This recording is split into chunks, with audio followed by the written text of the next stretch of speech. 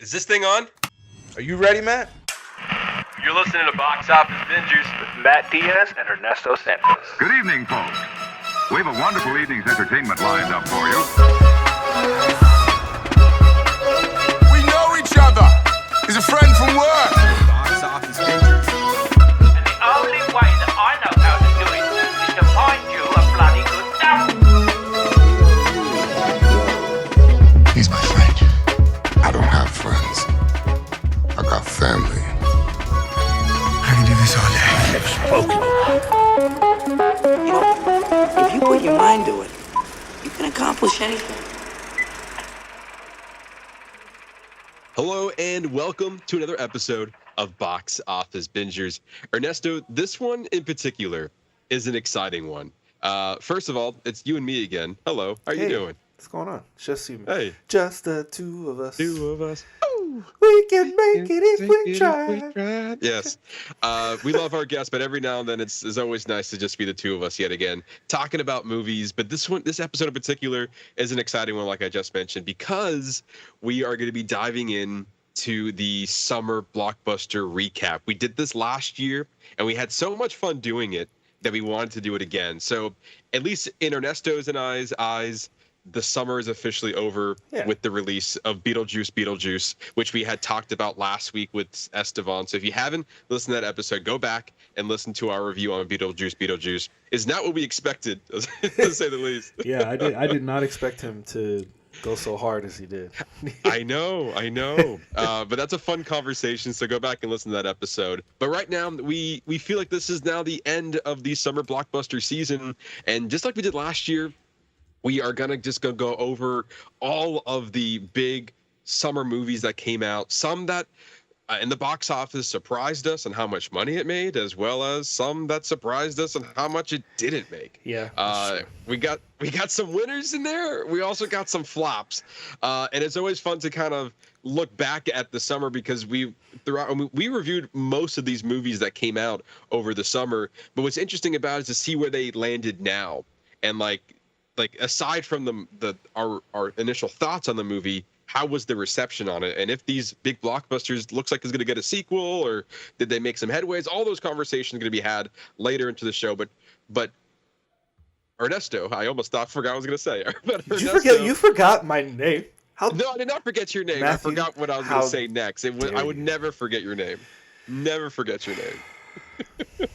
Tell our lovely listeners what we are reviewing after our box office conversation. And I feel like this is the movie that will wrap up the box office season for us. We are reviewing Speak No Evil, a 2022 remake Danish film of the same name. This movie starring James McAvoy, Mackenzie Davis, Scoot McNairy, Aisling Francois, written and directed by James Watkins, who's directed The Woman in Black, a Black Mirror episode, Season 3, Episode 3, titled Shut Up and Dance. Also written by Christian and Mads Taftrup, both writers, and Christian was the director of the 2022 Speak No Evil film. So I think that's interesting because we're going to be talking about both. We're actually going to be talking about both films. We were able to watch both films in review for this one, because this is the movie, besides Beetlejuice, I feel like this is the movie that's wrapping up the summer season, like the last kind of hit for the summer. And I'm looking forward to this conversation, because both films, there's a lot Yeah. both of there. What's crazy about this is that literally just a few minutes before we started recording, we realized that the writer and directors behind the original 2022 Danish film also had a hand in writing this movie, which when we get into comparing the two films, it's actually quite interesting on how these two movies specifically ended. That's kind of the big conversation we're going to dive into a little bit later into the show. But like, I feel like when it comes to the second half of this movie, there are some interesting decisions that were made on both ends of the movies, and the fact that the original director and writer were involved in this new version, I think it's just fascinating how they decide to end both of these movies.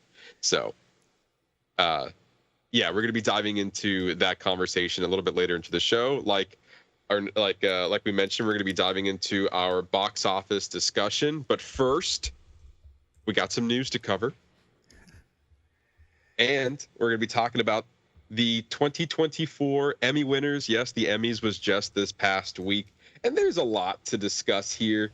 The big one, of course, is Shogun was the big winner of the night, making history by collecting a total of 18 Emmy Awards, holding the record for the most wins by any show in a single year. Shogun received 14 awards at the Creative Arts Emmys, which was last week, and then an additional 4 at the 76 Primetime Emmy Awards, which was a couple nights ago.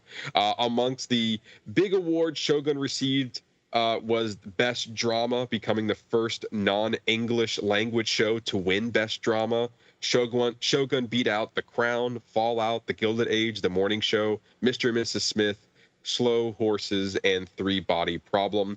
Hiroki Sandata was awarded Best Actor in a Drama Series, as well as Anna Sawai was awarded Best Actress in a Drama Series for their performances in Shogun, becoming the first Japanese actors to ever win Emmys. Shogun also won for Best Directing in a Drama Series. I had raved about this show when I talked about it a few months ago. So, Ernesto, I think it's time for you to hop on that train now. I actually just started it.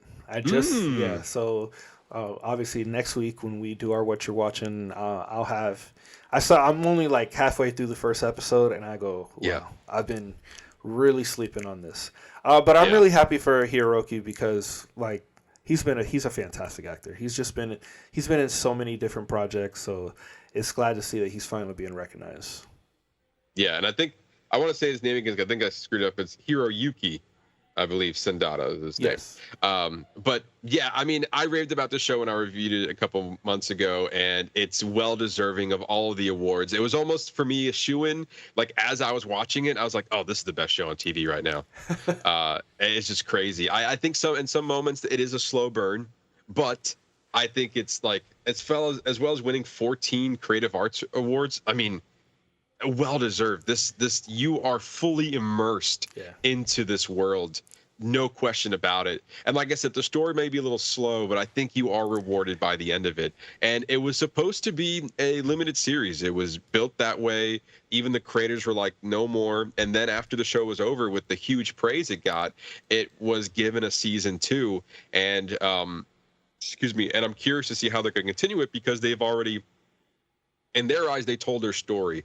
So I wonder if they're going to continue off the story we already have and create new material of it, or if they're going to go down a different route and maybe tell a different Shogun story that has nothing to do with the story that we were given in the first season. So a lot of up in the air what season 2 might look like. But as far as this show is concerned, A+. It deserves every award that it was given, and it makes complete sense why it's now the current record holder of the most wins for a single year for a show. Yeah, I could tell just from the cinematography, the acting, like the sound design, like it's fantastic. So I'm excited to kind of push through that. Yeah, and I mean, these episodes are long, Ernesto. These are like solid hour long. I think there's 10 episodes involved. So like, I remember spending a day and watching a good bulk of it. So it was a long day for me. To round out the drama category, we have Billy Crudup, who won Best Supporting Actor in a Drama Series for his performance in The Morning Show, and Elizabeth Debicki won Best Supporting Actress for her performance in The Crown. So I mean, we've watched The Morning Show.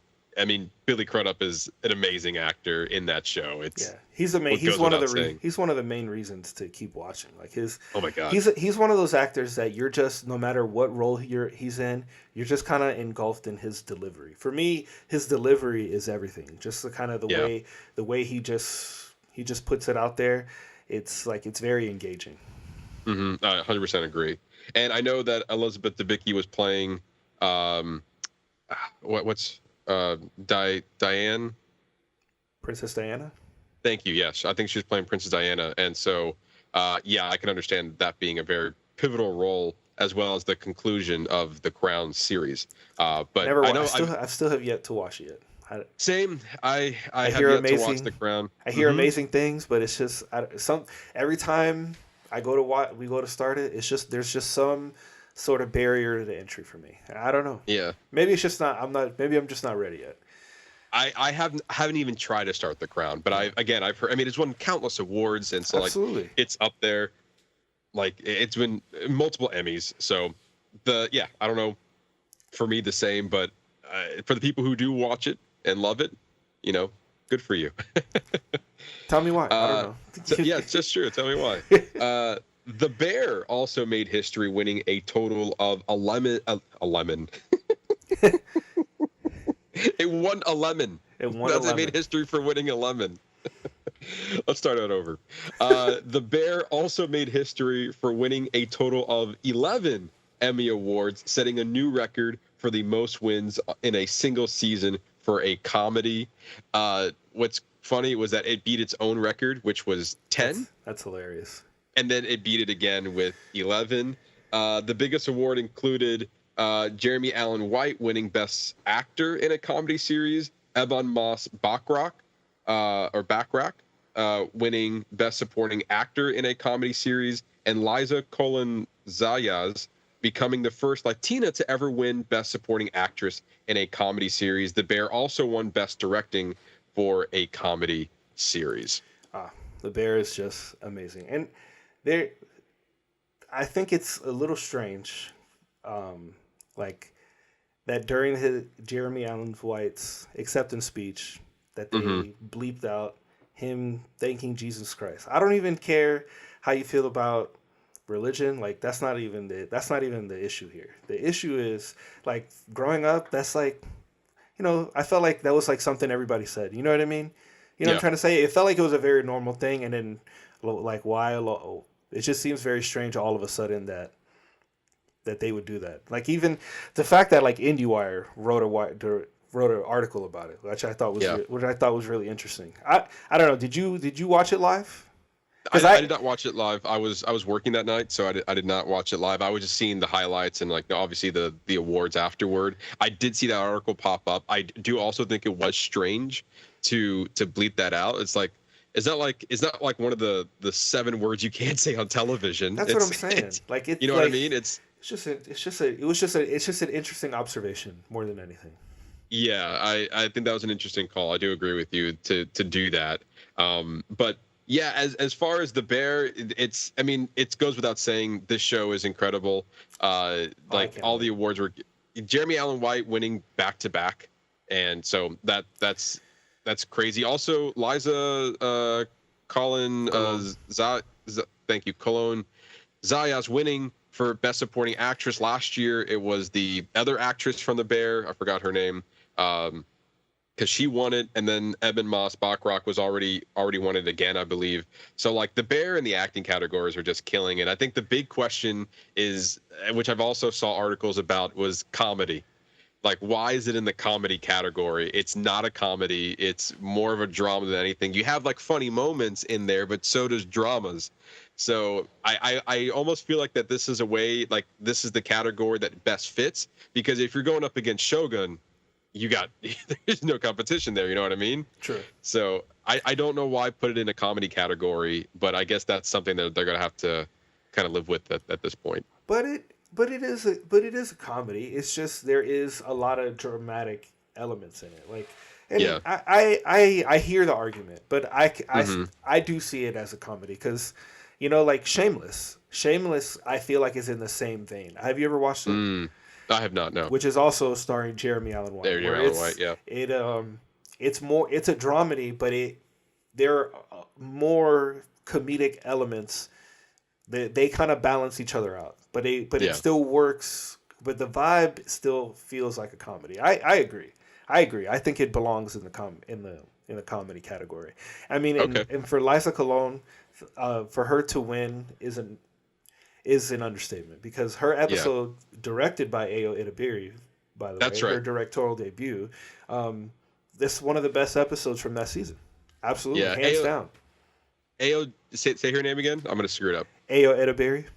Thank you. She won Best Supporting Actress in the last Emmys. Correct. So, And so now, Liza got it this round. And I agree. She had one of the best episodes of the season, and rightfully so. I mean, she's been a supporting actor on this show from day one, and now in season 3, giving her own episode and kind of highlighting how she got to work for, at the time it was, I forgot what the restaurant was called. Was it the Beef? The original Beef before it was called I the think Bear? it was the original Beef, yes. Yeah. So to see her journey to there, it was incredible. A well directed, well acted episode. But the crazy part about all this was that although The Bear made history, it did not win the best comedy series category. Instead, the surprise winner was Hacks to take the award for best comedy series. Jean Smart also won best actress in a comedy series for her performance in Hacks. And I will say this, I think that was a good call. Yeah. And the reason why I say that is because I know the Emmys have been backtracking a little bit definitely with the writer's strike and everything. So now we are back to form with the Emmys. And so we are judging and we are reviewing based off the current seasons of all these shows. So if this was based on like season 2 of The Bear, to me, that's top tier. Season 2 of The Bear was incredible. Mm-hmm. But we're basing this off of season 3 with The Bear, which was received with mixed reviews because it wasn't as, like top-notch story-driven as the second season. So with that, you have Hacks on season 3, which had a great season with like one hell of an ending. And so I agree that Hacks season 3 had the slight edge over The Bear season 3, and I think this was a good call to give it best comedy series based off of that particular season. Actually, and what's really interesting is that both of them are in their penultimate seasons, because I think next season. So both of these seasons that both of these shows had is the season that's going to set up whatever the final act of the series is going to be.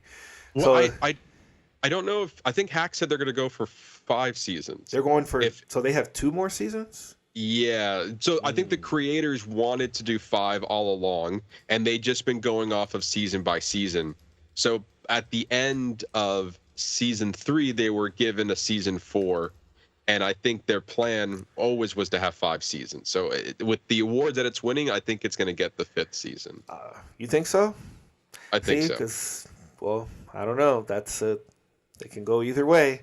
Because then you reach this because it feels like, well, then never mind. Well, I assumed that they were like wrapping up, because the show seems like we're getting to that point where like we hit this pinnacle moment at the end of season 3 where it's like, well, now this is what she's going for. What else? What is going to be the story after that? I agree. I do think that it definitely did set up for a final season, but I remember reading that the creators wanted to do 5. So whether or not they get 5, I don't know, but they have 4. So, and The Bear has 4. True. And I don't know what the plans are for The Bear is. I don't know if they plan on wrapping up either. I don't know why. Maybe I don't know why I thought. Maybe I don't know. Maybe I must have misread that somewhere. I thought The Bear and Hacks were wrapping up next season. Either way, they're both on season 3. Yes, they both wrapped up season 3. But Hacks did have a much stronger season. The Bear was. I mean, we had great character moments. I mean, it was a little bit more. This season was a little bit more on the dramatic side, but this is like, the setup for what's going to happen next. Yeah, and I think it had like The Bear was good in its single episodes rather than a season as a whole, because season 2 had both. It was like amazing in its single episodes, as well as it was driving a force to open the restaurant toward the end of season 2. And then we got that. So then we saw all these stories come together and we saw all their individual journeys to see at the very end of season 2 all that come together to open the restaurant and what they learned and what they're able to do and each part that they play in the Bear opening. Now that the restaurant's open, I feel like we still got those great individualized character episodes, but it wasn't a clear story of what we were going toward.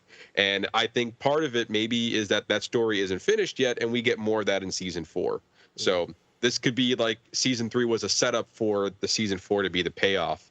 And to your point, it does also feel like that season 4 would wrap up The Bear in the sense that where it's going. But we'll see. I mean, we'll see where these shows end up being. But either way, Hacks and The Bear kind of dominating the comedy categories, shows that we both love, and it's well deserved on all fronts for those awards to be given. Moving on, and lastly to the limited categories. It was Baby Reindeer winning big that night, collecting 4 Emmy Awards, including Best Limited or Anthology Series. Richard Gadd won Best Actor in a Limited Series, as well as Best Writing for a Limited Series. And Jessica Gunning won Best Supporting Actress for their performances, as well as Richard Gadd winning for Best Actor for their performances in Baby Reindeer.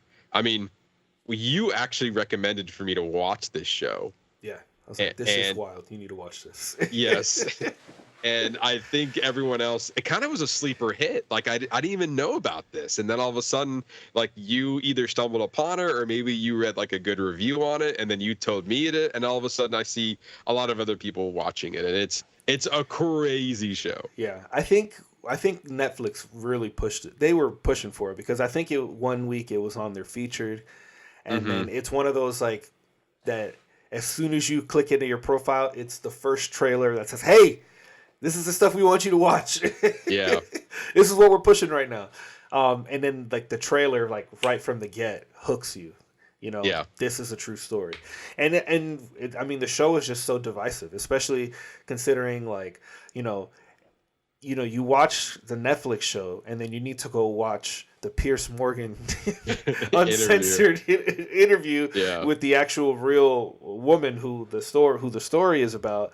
And, like, there's just so much drama behind the scenes with, like, her trying to sue Netflix and like all the different stipulations on the, because, like, the internet found this person. Like, they, like, immediately when this show dropped, people were trying to figure out who it was, and it didn't take very long. And it's just, like, if you haven't seen it, it is wild. It is a crazy ass show to watch. Yeah, and it's so, like, it dives into so many different things, and some episodes are very singular to Richard Gadd, because Richard Gadd is not only the actor, the creator of the show, he also wrote the show. He won the Emmy for it, as well as this is based off his own life that he pitched all of this from. So it's crazy that he was able to kind of compartmentalize all of his troubles and all of his experiences and put it into a show for us to understand. Because in a way, like, even when the show started, you're like, this person's, like, Richard Gadd, the character they played, he's like, this person is insane. Like, why would you let it get this far, basically? And then they kind of start with that, and then it goes back and it shows you how it got this far, and then you're like, oh, I get it. Yeah. And it's such a really interesting way to tell a story like that, and you feel sympathy for not only our main actor but also our main actress as well. So I think for me it's just so raw and real. Yes. He reveals some very intimate details about his life that you wouldn't want to say it was you unless you really, and like I don't know, like it's pretty intense. It's a pretty intense show to watch. It almost felt like, and I think he said this as well in an interview, like this was his way of kind of moving on with all the stuff that he went through. And some people go to therapy for it. This person, Richard Gadd, he made a limited series and won awards around it. So there's multiple different ways to go about these things. But it was, I do agree with you. It just felt like raw television. It was a very crazy, intense, and very fascinating watch. And I think what it is that there's just something so captivating about understanding about how somebody like that person can drive their hooks into you, and how because these people in the world, there people like that exist, and it's interesting to see an analysis of how they're able to worm their way into different aspects or all aspects of your life until they become like an infection that you have to deal with. Right. Yeah, incredible show. Well-deserved win there. Wrapping up the limited series categories, we have Jodie Foster won Best Actress in a limited series for her performance in True Detective Night Country, and a surprise win for Lamorne Morris winning Best Supporting Actor in a Limited Series for his performance in Fargo Season 5, beating out Jonathan Bailey, who was in Fellow Travelers on Showtime, and Robert Downey Jr., who was in The Sympathizer on HBO. So I don't think a lot of people were expecting for him to win, but good for him. Congratulations. I remember seeing him in New Girl, and now he's coming out on Fargo and now winning Emmys for his performance. So good for that. And then also nothing but great things about True Detective Night Country. So it was no surprise that Jodie Foster won that award. Yeah, that might be another one I have to check out too, because I've been really interested in True Detective, especially people rave that True Detective season 1 is like the best season of television ever created. I wouldn't go that far. I have seen season 1 of True Detective when it was popular. And I mean, Woody Harrelson and Matthew McConaughey's performance there is incredible. Yeah. It was like I was hooked on it, like I said, toward the beginning. And then they had season 3, 2, and 3. And it is an anthology series, so you're following a new story with new actors. Just the only through line is that they're detectives. And I never watched season 2 or 3. I heard it was received with mixed reviews. And then all of a sudden, True Detective Night Country came out, and it was back up top. So good for Jodie Foster for kind of nabbing that Best Actress award.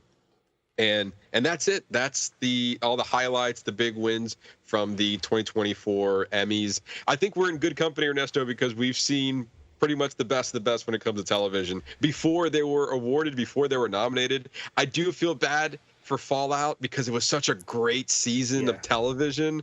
When I compare it to Shogun, there's no comparison there. So maybe next year it could maybe have more headway. Maybe because now The Crown's out of the way, Succession's out of the way, Shogun's out of the way. The only problem now, probably next Emmys, it's going to be all House of Dragon season 2. So it might have some competition there. But yeah, if Fallout can give us another great season of television going into next year's Emmys, I'm all about it. So because Fallout's one of my favorite shows this year. Yeah, so, and it's interesting because Fallout is like, season 1 was just all set up. And after playing the game, there's just so much more to explore with the Fallout series. Like they can literally do, just like in the game, you can literally do anything. There's so much lore there that Fallout could be around for a while. Yeah, and I look forward to it. Also, as long as Walter Goggins is involved, we can have this show all day. Yeah, have the show all day. All right, we have one more piece of news before we move on. Yeah. So Spider-Man 4 is officially in the works with Tom Holland returning as Peter Parker Spider-Man. Shang-Chi and the Legend of the Ten Rings and Just Mercy director Destin Daniel Cretton is in early talks to direct the film. Cretton was previously set to direct the now scrapped Avengers: The Kang Dynasty. Before departing the project in November 2023, Cretton has stayed in the Marvel family and co-created the upcoming Wonder Man miniseries starring Yahya Abdul-Mateen II. Cretton has been developing a sequel to Shang-Chi, but a source close to the production says Spider-Man 4 is currently the priority for the studio, obviously. Spider-Man 4 will continue to be in collaboration with Marvel Studios and Sony Pictures. Yeah, because that's their moneymaker. They're like, he's like, but I gotta make Shang-Chi. She's like, shh, Spider-Man. We're literally giving you Spider-Man. Yeah, which is also crazy to think about. Like, you had John Watts, who directed Spider-Man: Homecoming, Far From Home, and No Way Home, and now he's kind of, and which understandably so. When you attach yourself to 3 Spider-Man movies, maybe you want to step away from the franchise after, because it's hard to come back from the high that was Spider-Man: No Way Home, and I think they're going to have a huge struggle there to, like, how do you top Spider-Man: No Way Home? And I think they have to go into it not trying to do that. Yeah. Because the same thing how Marvel has kind of been suffering a little bit after the high that was Avengers Endgame is like, how do you top that? It's like, well, you have to come back down and you got to rebuild. And I hope that that's what they do for Spider-Man 4. A lot of rumors out there on what Spider-Man 4 is going to be about. But I do find it interesting that I think it was already assumed that Tom Holland was coming back. He has been out there saying that if the story's right, that he will come back. But honestly, as much as he wants to say that, Marvel is going to push that money train for him to come back. He was going to say yes regardless. I do think that Destin Daniel Cretton is an interesting choice to continue the Spider-Man franchise. Well, I think that this is all going to tie into what is going to be eventually the Avengers film, because maybe he's not directing the Avengers film, but maybe Spider-Man is going to be a primary focus. They know that Spider-Man is their moneymaker, and rather than, I mean, he was attached to Avengers, so if they trust him with Avengers, then they can 100% trust him to direct a Spider-Man film. And I have trust, but what I think is interesting that they're changing directors, because they're kind of mimicking how comic books do it. So like, certain writers, they have their run. So John Watts had his Spider-Man run. So now we're going to see the Destin Cretton run a Spider-Man. And he's got a new Spider-Man. Like Homecoming was a very, like, John Watts was like a very like naive, new, like little kid Spider-Man. Destin Cretton has a Spider-Man. Destin Daniel Cretton has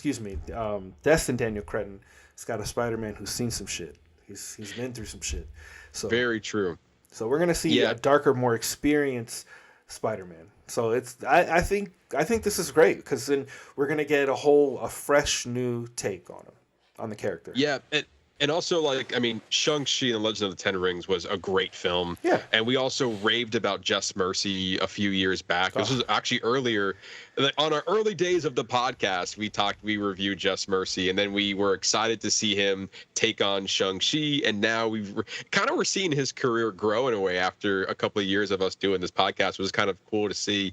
And once he wrapped up Shang-Chi and the Legend of the Ten Rings, he signed a first look deal with Disney and Marvel. I think specifically with Marvel, because he was attached to do a sequel to Shang-Chi, and he's been working on the Wonder Man series. So he's already in the Marvel family. He's already stayed there for quite some time. And I guess in a way, he's like, look, man, you're on retainer with us. Why don't you throw Spider-Man on your plate as well? Because you can handle that, right? Yeah. Wonder Man's almost done.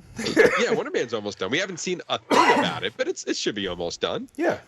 Shang-Chi, I know you're writing it, but like, let's put that on the back burner for a little bit, because we need somebody that we can trust to do Spider-Man. And maybe that was a hard, trying to find the right director for it. And maybe there's an interest for him to do Spider-Man as well. Where the next big thing I want to know is, like, what is this story about? A couple months ago, there were rumors about what Spider-Man 4 was going to be like.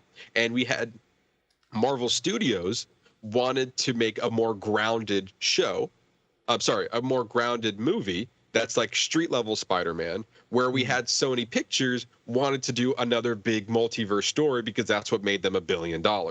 And I'm under the camp of Marvel Studios that you have to make this a grounded Spider-Man story. I think, in a way, from what I'm again, these are all rumors. There's no real fact on this, but the latest rumor is that they're going to be a mixture of both, meaning that we might have a multiverse story. So I think I'm trying to understand what the rumor is, but my understanding is that Spider-Man is going to travel to the multiverse somehow, and that story is going to be a grounded street level story. But the multiverse is a part of that. Again, that is a rumor. There's no fact behind this. This is what the rumor mill is saying at the moment. No, I agree. It needs to be just a grounded street level Spider-Man. You keep doing all these multiverses, like, then you're taking away from the friendly neighborhood Spider-Man. That's literally it's literally in the name. But it'll probably do well. But I think you're gonna. My only worry is that when they do stuff like this, is you dilute the brand, then it's like nothing anymore. Then nobody cares, because everything is a multiverse story. Like, we need regular things to happen. You can sprinkle in a multiverse element that is somehow linked to something that can happen later, like one thing, but you can't overdo it. Yeah, I think if we are going to do that, I agree with you. I think it needs to be a ground level street story. If you're going to play the multiverse in there, the only thing I have that's for it is that if you tie it somewhere to the bigger MCU story that we're now building toward. my only caveat is if they somehow link it to the Across the Spider-Verse film, and they somehow link together. That would be interesting if they did that. Because I would give them credit. Because the third movie is called Beyond the Spider-Verse. What's Yes. Beyond the Spider-Verse? That would be Yeah. the MCU. That would be Tom Holland. Yeah. Yeah, I don't know how much ties are going to do with it, but like there's a lot of possibilities on where this could go. A lot of villains that we could go into. I mean, I would hate for them honestly to like try to tie this with Venom because I don't want that. And like there's so much that they could do with this, and I feel like this is precious cargo for both Sony and Marvel that you really have to take your time with this next story. Well, in the original Secret Wars storyline, part of that, the converging of all the worlds, that's what happens. Yeah. Miles' universe dies, and he comes over into the main. Like that's part of his arc, is coming over into the main Marvel storyline as the main character. So Now, we could this. What if this could be the lead up to us getting Miles Morales live action? I would actually love that. Honestly, if we get here's a pitch, right? If we're diving into the multiverse, we have Tom Holland Spider-Man somehow gets involved with a multiverse story, whatever. He gets stuck in a different multiverse timeline where he meets a young and naive Miles Morales. And he's already got bitten by the spider, and now, kind of very similar to the games, he has to now train this new Spider-Man, and maybe this could be the passing of the torch that we need to move forward, especially going into the Secret Wars and Doomsday, Avengers movies, and then all that shakeup can happen, and then we can have a new roster of Spider-Mans and X-Men's and Avengers and whatnot. So my only thing with that is that Sony's going to be like, hey, but if you do that, you're going to make these other movies that made us a lot of money irrelevant. So we can't have that. That's my only thing. So I hear what you're saying. My only thing is that because look, that's been their track record leading up to this. Deadpool and Wolverine was a love letter to Fox, and it now connects all the X-Men movies have a connection anchor point to the MCU. And before that, what was the one before that? Sam Raimi Spider-Man movies, and then all the different Spider-Man movies are now connected to the MCU. And so like we're just kind of like on the train with that. So who knows? They want to make that permanent bridge with Sony and Marvel. It's already pretty much there. It's there, and I know, at least, again, more rumors are saying that they want to fast-track this movie, which understandably so, especially kind of falling in line with the Doomsday and Secret Wars. I think they want this movie to come out either in between the two Avengers movies or slightly before Doomsday, which Doomsday is already in 2026, so they are going to have to move rather quickly if they want to get this movie off the ground. And so I'm going to assume that their plan is to have Avengers Doomsday, then you have Spider-Man 4, and then you have Avengers Secret Wars. And that would make this movie in line anywhere between late 2026, early 2027 into because you have Doomsday in summer of 26 and you have Secret Wars in summer of 27. So that's where I feel like this can line in there, and then everyone's just making $1 billion left and right at that point. You're like, look at all this money. Look at all this Marvel money. They love Spider-Man.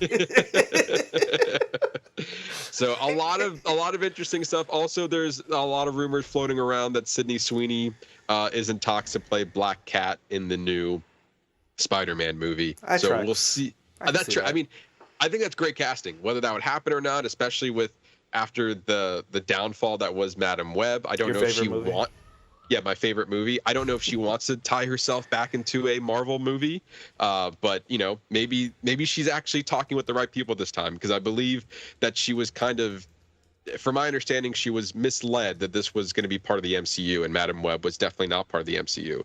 So now I wonder if her team now, her agent, is now talking with the right people to get involved in an MCU movie. Who knows? But I think Sydney Sweeney as Black Cat would be a great casting if that does happen. But again, that's only rumors right now. I would like to assume by the end of the year, we would be getting more details about what Spider-Man 4 is going to look like. It's gonna lot to dwell on there. Yes, absolutely. I'm down either way. I just hope they don't fuck it up. That's my only Agreed. Agreed. And there you go. That's all the news we have for you guys this week. As always, you can follow us on our social media channels on Facebook at Box Office Bingers, as well as our Threads and Instagram page at boxoffice_bingers, where we post all the latest and greatest news, all the latest and not the latest and greatest, all the breaking and latest, doesn't matter. All the news. Wow. I think you broke yourself. All the I don't think I say latest and greatest. I think I said like all the breaking, and it doesn't matter. All the news that we post is going to be on our Facebook page at Box Office Bingers and our Instagram and Threads page at boxoffice_bingers. We'll post all the news over there first, and we'll come back on the show and we'll talk about it. So with that, we're going to be diving in to our summer blockbuster recap. But before we talk about the summer, we got to talk about the big releases in the spring. So we're going to start off with Dune Part 2, probably one of the biggest films of the year at the time anyway. And then we're going to see bigger films as we have this discussion, but it's definitely up there like the top 5 movies of the year. Dune Part 2 had a budget of $190 million, opened to $82.5 million, currently at a worldwide gross of $711.8 million. Just as a disclaimer, all of these numbers are as of the time of this recording. These numbers were looked up just about a day before we started recording, so these numbers can change if you're listening on a later date. But yeah, this is what, at the time of the recording, these are what the numbers are right now. But yeah, Dune Part 2 got $711 million.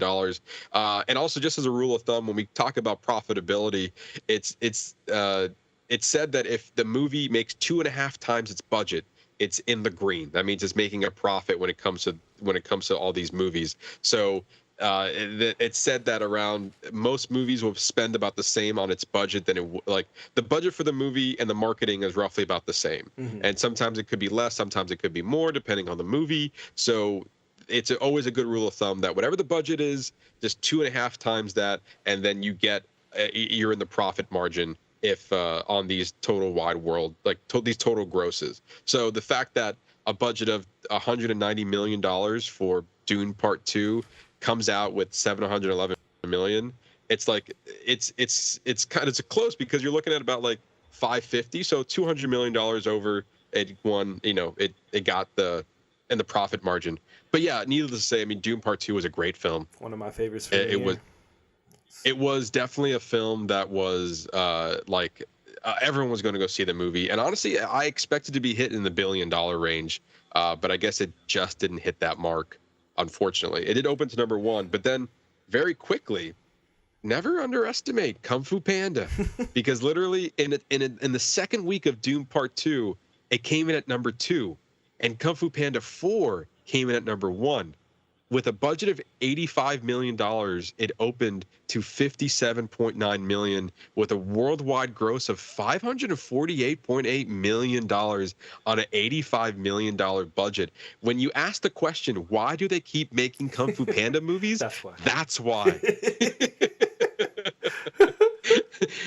That's why right there, because kids and families love the panda, and they will come in droves to go see it in the theaters. We didn't go see this one, but it's definitely, the appeal is there, because it's a good family comedy that even you can bring younger kids to, and I think that's the key there. It hits that where like the younger audience can still enjoy it, but the story is still there for the adults, and there's something for everybody to enjoy.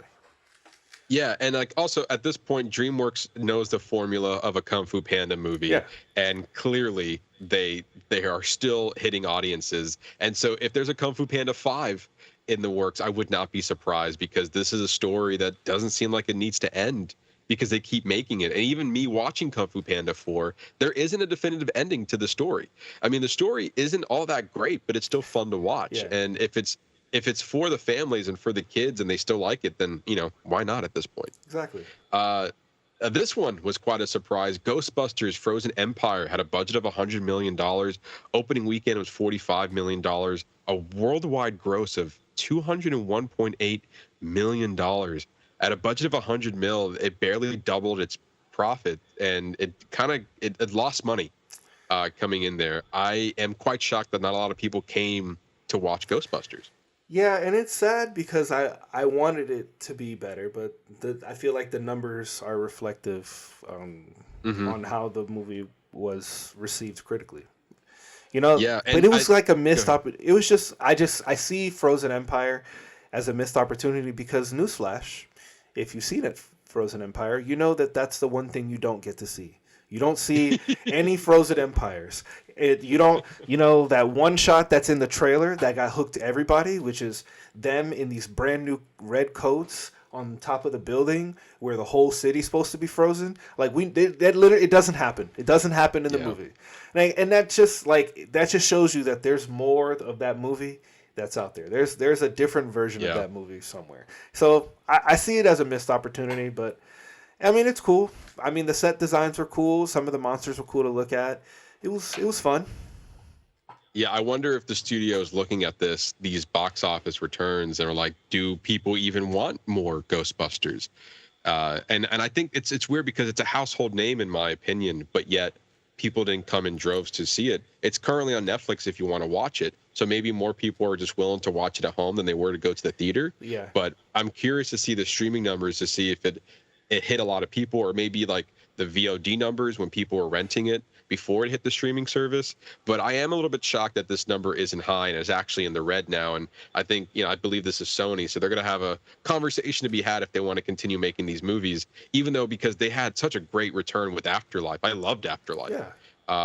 And then now you had Frozen Empire, which the story was not as strong. It was kind of all over the place. The cameos were pointless. So I think the negative reception, the critical reception on this, kind of maybe hindered the movie down a little bit to make people not want to go and watch it.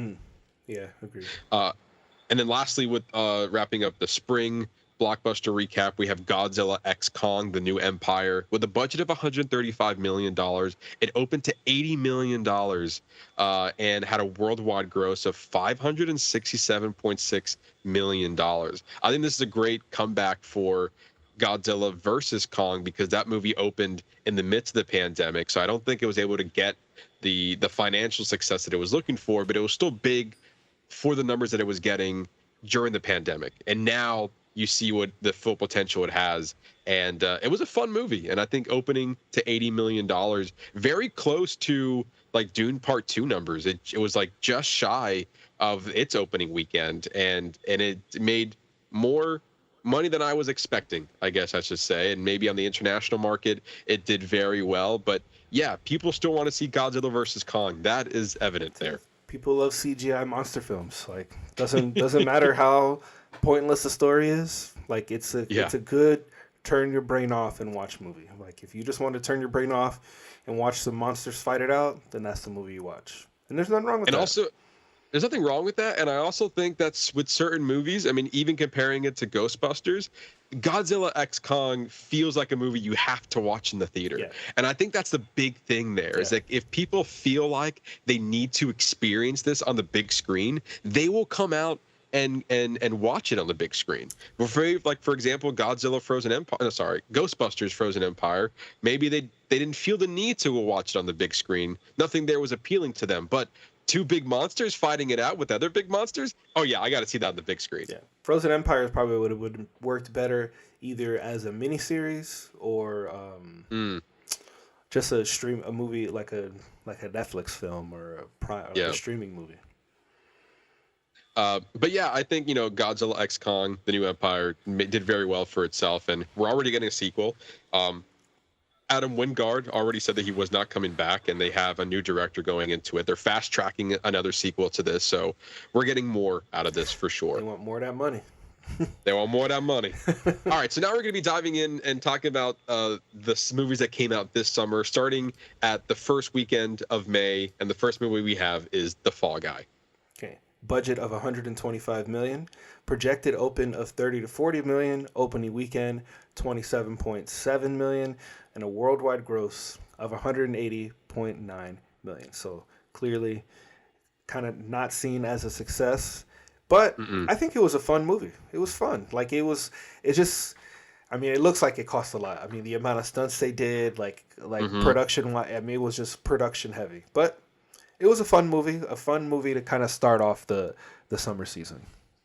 It was a fun movie, and man, was this movie heavily marketed. Yeah. Oh like, yeah. When you think about it, and you're like, how does a movie, marketing wise, spend the same amount on its budget?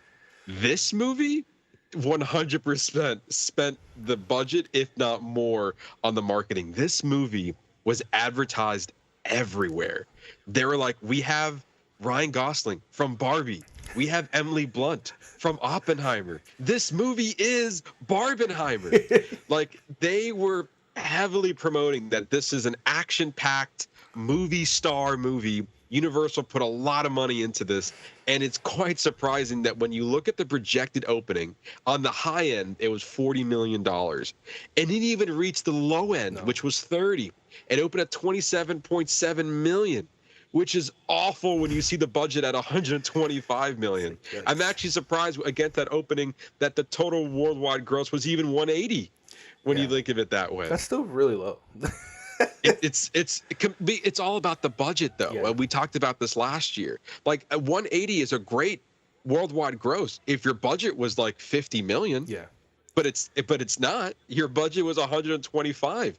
You had to at least be in the high 200s to make a profit, and you didn't even break the 200s. So, yeah, it's sad to see that this movie did not succeed, and this was kind of, unfortunately, the domino effect that was the early part of the summer season, because by the end of May, which you'll see here in a minute, things were looking bleak. I was like, and then there was a lot of articles going out saying, it's like, is the box office, is the people going to the movie, is it done? Is the box office over? Oh no, people aren't going to the movies anymore. Like, this is the big movie of the summer, all that stuff. Well, I think it's because this one was supposed to be the kickoff, and when it wasn't that strong, it's like, ooh. Not off to a great start, guys.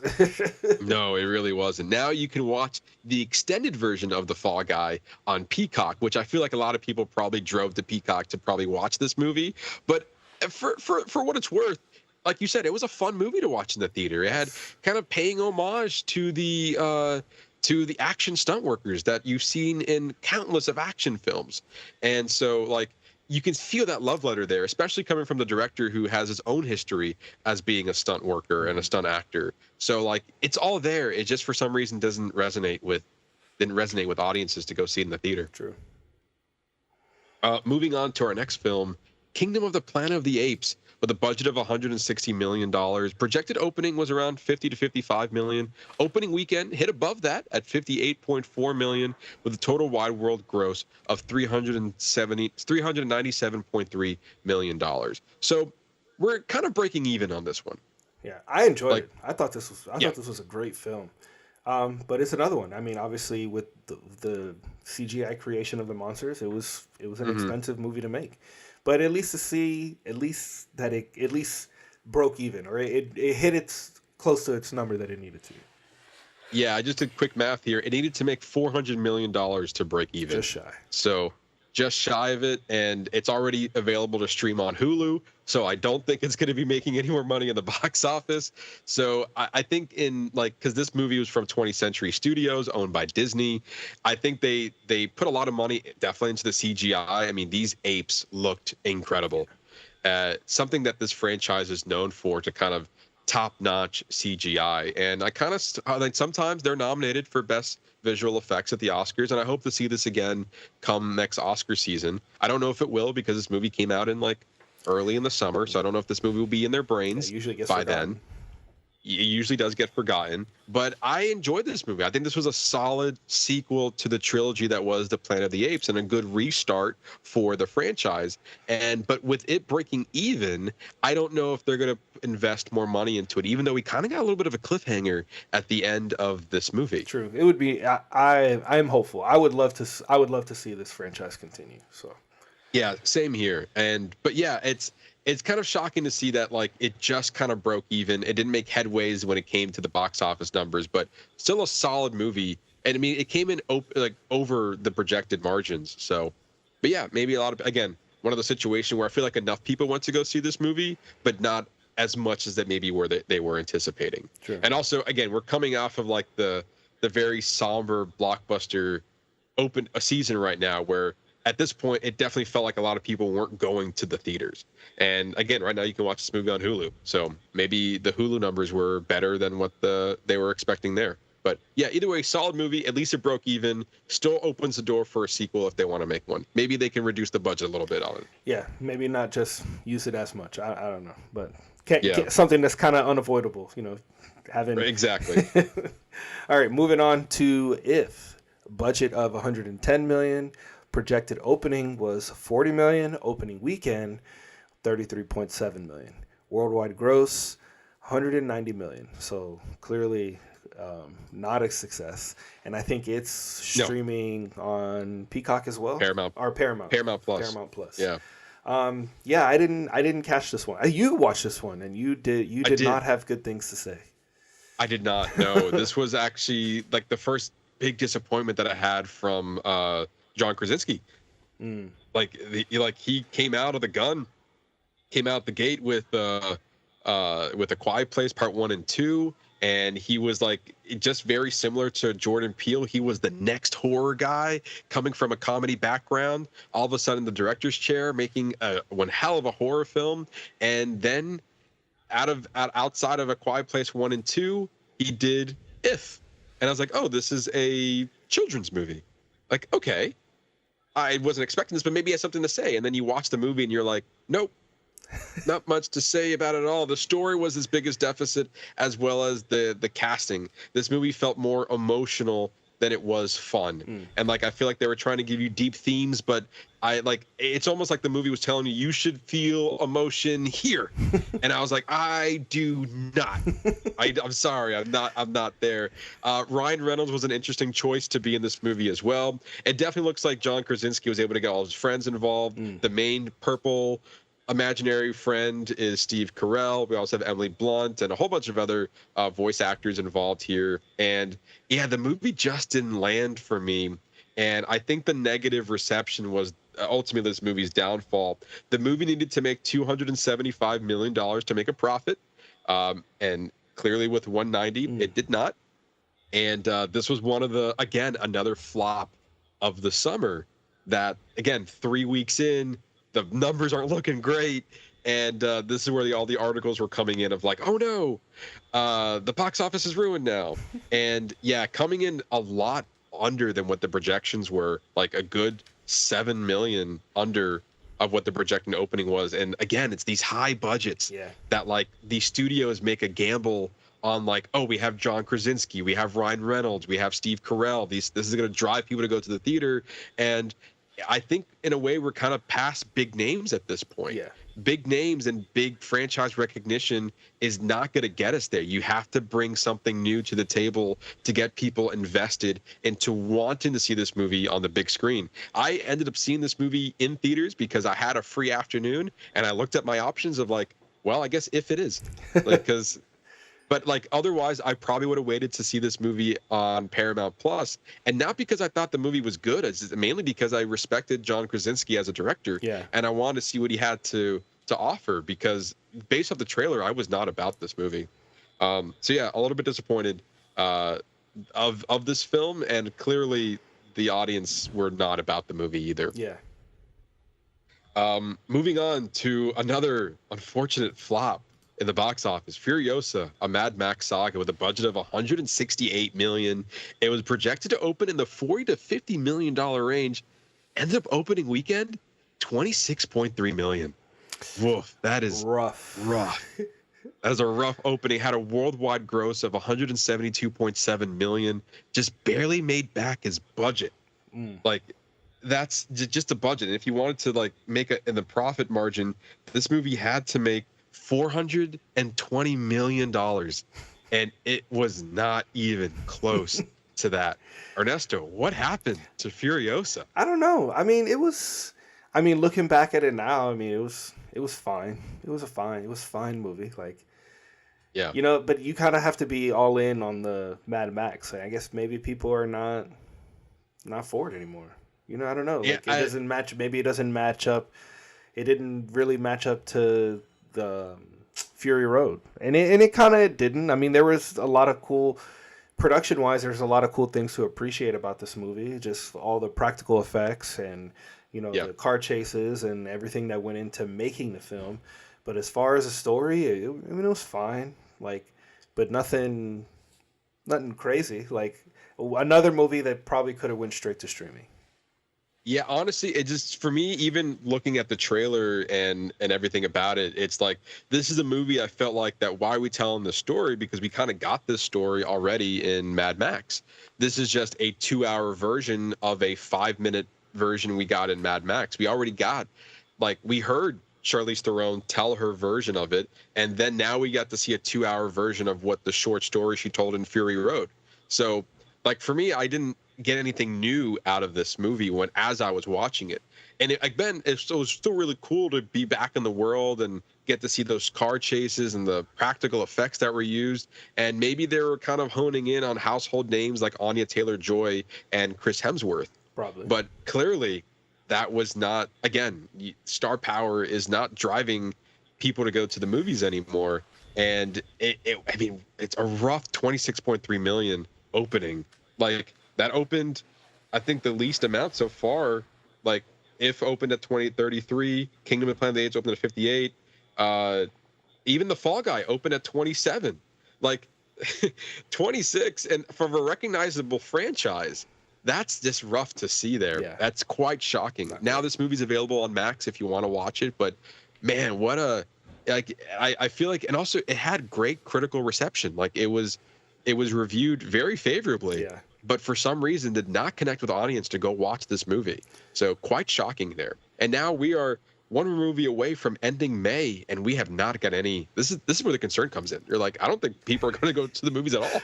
It's like, what is going to happen this summer? Well, then we move on to the Garfield movie.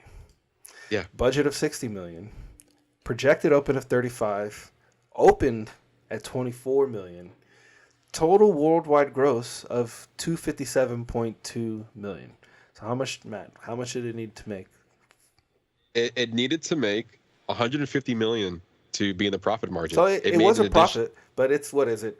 Chris Pratt as another animated character. I mean, yes, like he's the voice of every animated character. I want to see a movie where he's the Lego guy, he's Garfield, and he's Mario. He's just gonna keep talking to himself. Like there are other voice actors.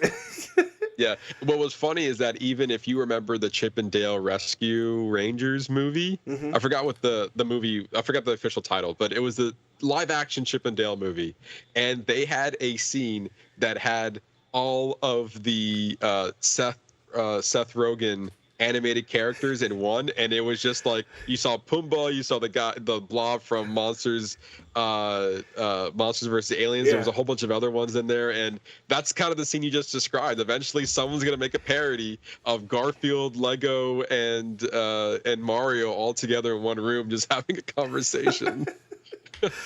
But what's crazy about this movie is that it opened fairly low. I mean, this opened up against Furiosa. It opened up the same weekend. This was Memorial Day weekend, and again, Furiosa got #1 in the box office. But it was, which no one was really expecting, for Garfield to be on its coattails of like almost beating it in the #1 slot, and only missed it by like 2 million.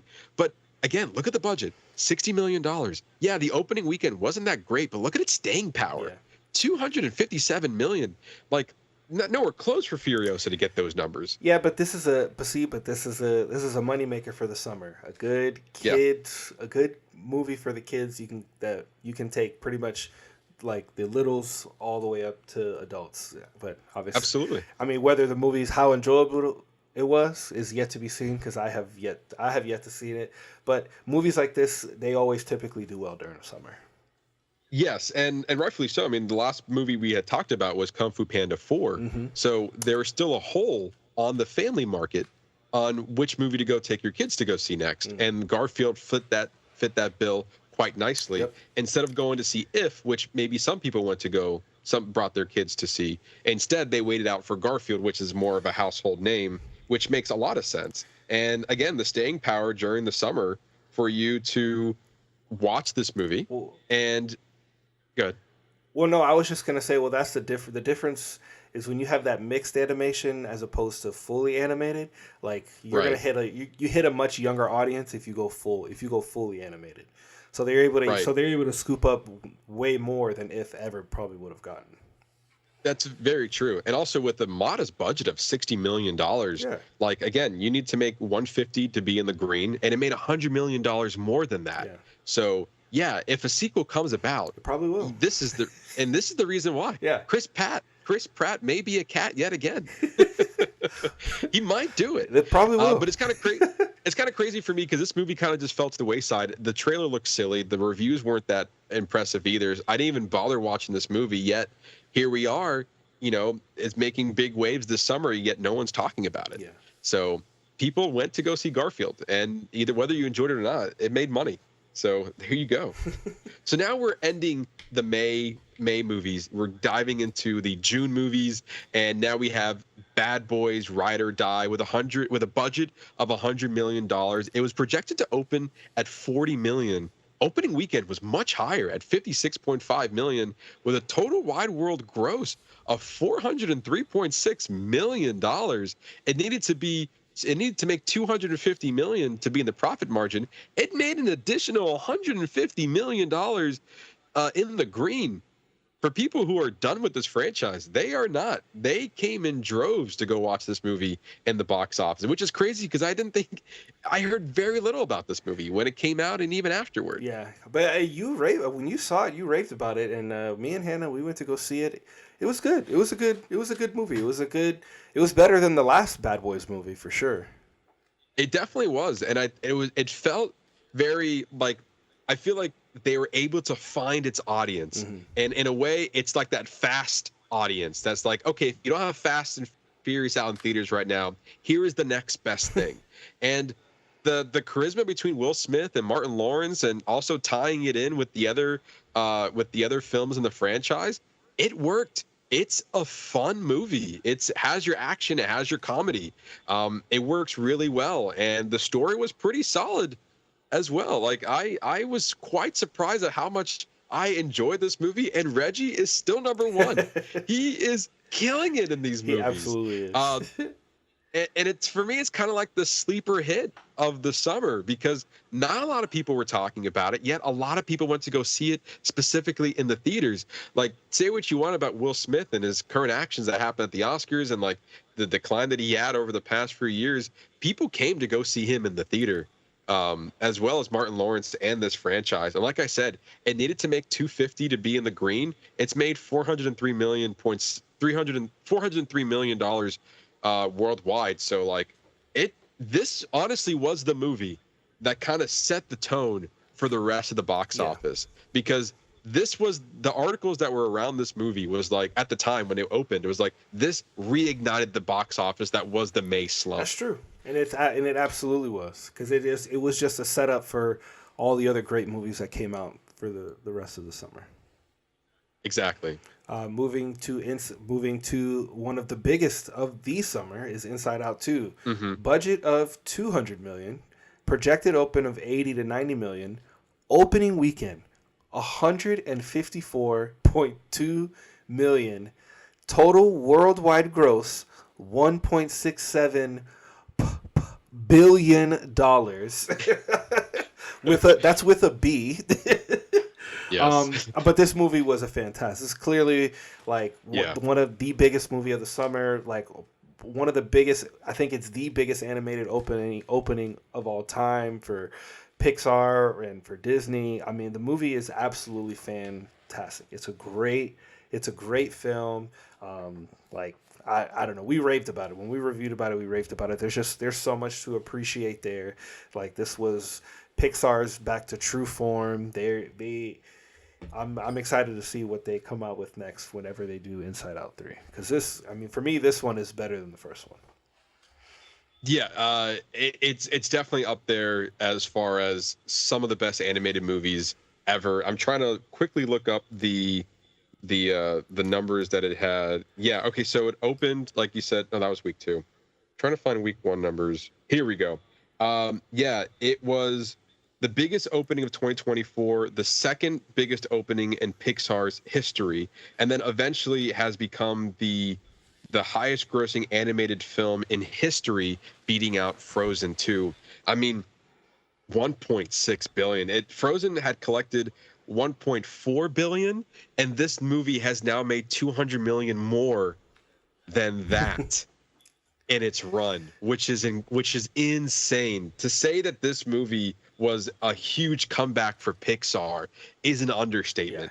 Like, Pixar had not seen these numbers in years, and a lot of people were questioning whether Pixar movies were on a slump lately, especially with its run on Disney Plus for a while. And then when it decided to come back into theaters, you had Lightyear, which did not open very well, and you had Elemental that came out last year that had it was in the green. We talked about this last year, that Elemental was like, it had a weak opening, but it just kept being in the top 5 of the box office for quite some time. Eventually it made a profit, and like, okay, people are interested in Pixar movies again. But this was the one that went like like everybody went to go see it. I mean, Pixar, this was $200 million of the budget. This had to be a success. The amount of money they poured into it, this had to be a success for Pixar, and it 100% delivered. The fact that it opened to $60 million more than the projected opening is just incredible. To see that it's now in the $1 billion market, it's such a great movie. And I think the huge positive buzz around it, the fact that everyone loved Inside Out, the first film, and people were waiting for a sequel to come out, it was like a perfect storm for this movie, and a huge win for Pixar, and it was well deserved there in the box office numbers. So good. Such a great film. So good. Couldn't speak highly. It's up there with one of my favorite for the year. And I don't think any movie that's going to come out for the rest of the year is going to top that. I think it's easy to say that this will be the highest grossing movie of the year. Early predictions. I don't see any movie getting that high, because even we're going to talk about Deadpool in a little bit. It's not getting there. And that's it's just not happening. This Inside Out 2 was able to defy all odds and win a huge win for the summer. So like, if Bad Boys Ride or Die was the first domino to fall, like, oh, people are actually going to come to the movies, this one was like, okay, we're fine. Yeah, they kicked the Everyone door. was just waiting for the right movie. It kicked the door. Bad Boys, like, little creak, like, and then Inside Out was like, hold my beer. And then like a week later, or 2 weeks later, we get A Quiet Place Day One with a budget of $67 million. Projected opening was around 40 to 50 million. Opening weekend was slightly above that at $52.2 million, with a worldwide gross of $261.5 million. For the movie to be in the profit margin, just doing some quick math here yet again, it needed to make $167 $1 million, and it made almost $100 million more. So again, here is a movie that had a small budget that was able to capitalize on its brand recognition and came out in a big way that made a huge profit for the film. And I can really appreciate it because I liked that it was a grounded, singular story. It didn't really matter as part of like the grand storyline of A Quiet Place, of things that they have to take care of. We see very like sprinkled in cameos, they're not necessarily 100% pertinent to the plot, but they do play a part in the story. I thought it was a great film. Yeah, I think you liked it a little bit more than I did, but I do like how grounded the story was, and it as much as I wanted it to, like, kind of give us more backstory on these death angels, these alien creatures that are coming in. I did like how, in a way, it kind of subverted my expectations to give us a very grounded, singular story that just happened to take place in the world of A Quiet Place, but didn't really necessarily need to be. And I think that was a good gamble for them to try that out in this world. And I think it paid off because people came to go watch this movie. Like I said, in order for it to be in the green, in order to make for a profit, it needed to make $167.5 million. And it made almost $100 million more than that. So clearly there's a drive to go watch this movie. And I think this franchise is doing very well for itself to kind of keeping the budget low and then getting high returns on it.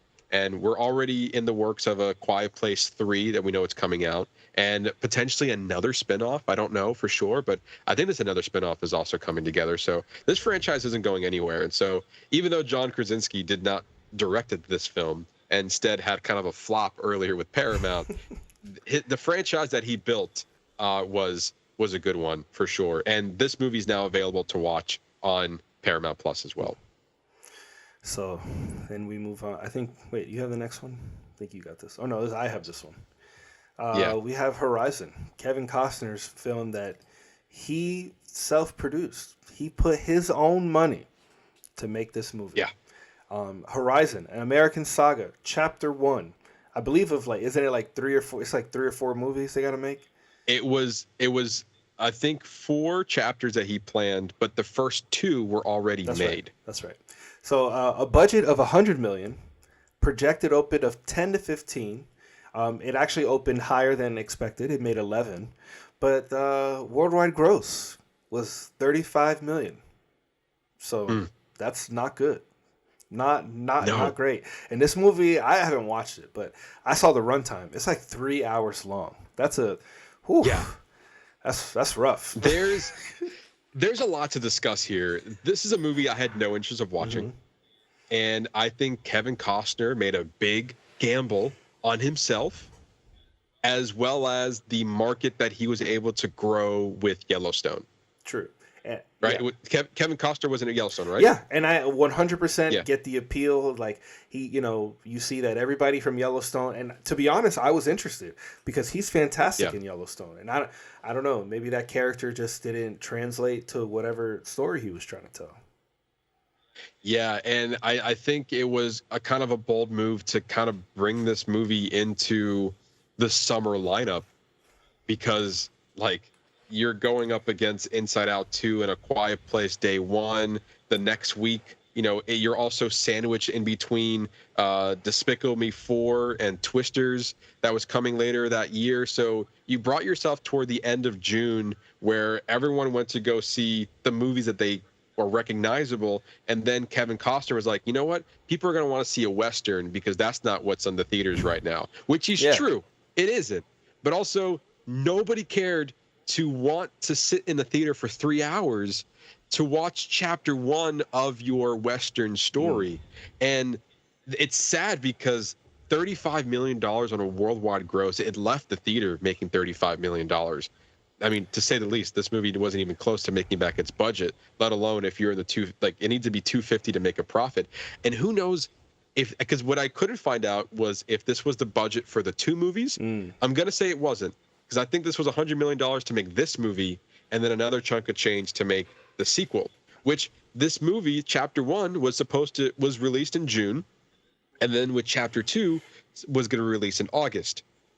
They decided to cancel the August release of Chapter 2. Their reasoning behind that was because they want to give people time to watch Chapter 1.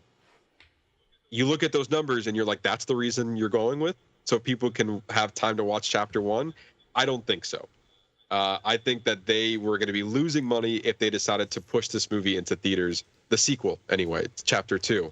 And instead, they just recently premiered this movie at the Venice Film Festival, which, again, I feel like every article is about how people gave standing ovations to other actors or directors involved with these projects. This one received another 3-minute standing ovation for Chapter 2. Yet people in the audience can give praise for it, but obviously people are not watching this movie.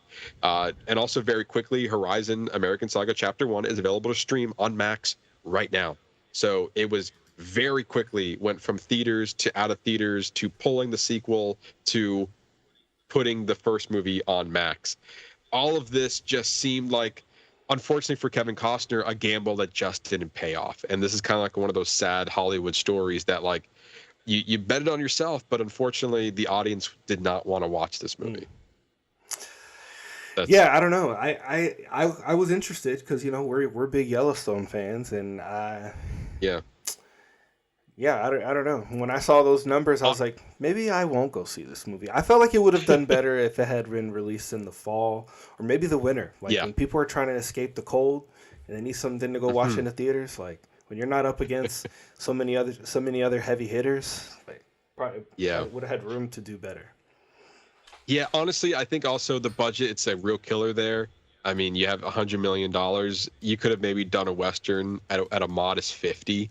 And then if say the budget was 50 million, 35 isn't that big of a loss when you think about it in the grand scheme of things. But the fact that it was 100, like, yeah. And also, I don't think this movie was marketed that well at all. Just him. I honestly thought that him on a press yeah, tour. it was just yeah, and honestly, I thought this movie was tied to Yellowstone at first. I didn't realize that this was his own project that he worked on with his own story.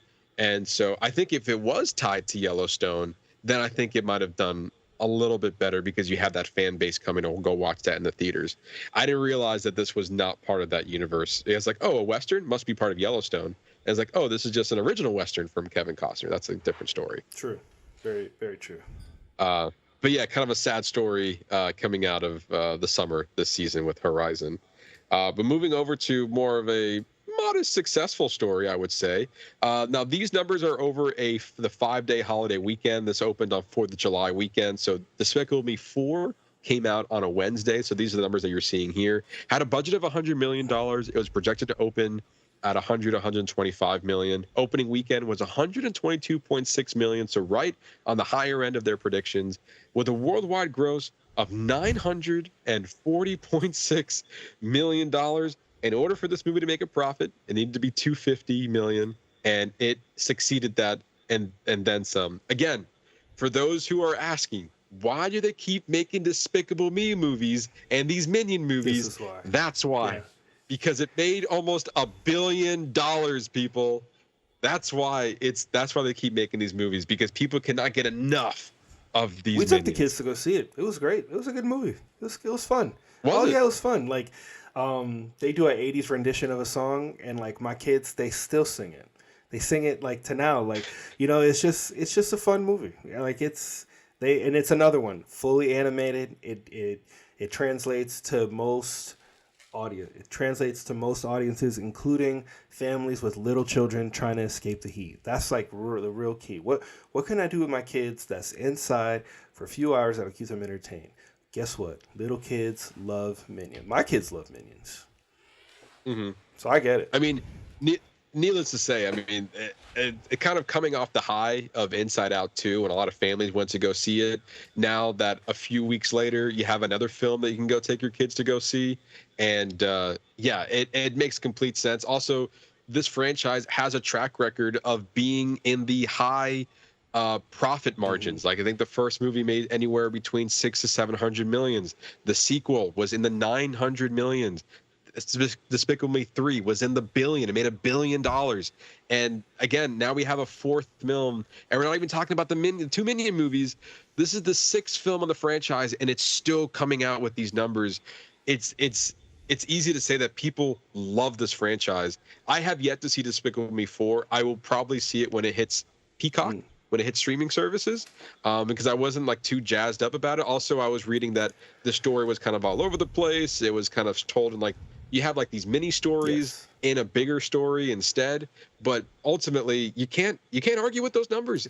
You cannot argue with those numbers. People love their Minions. It's meant, Matt.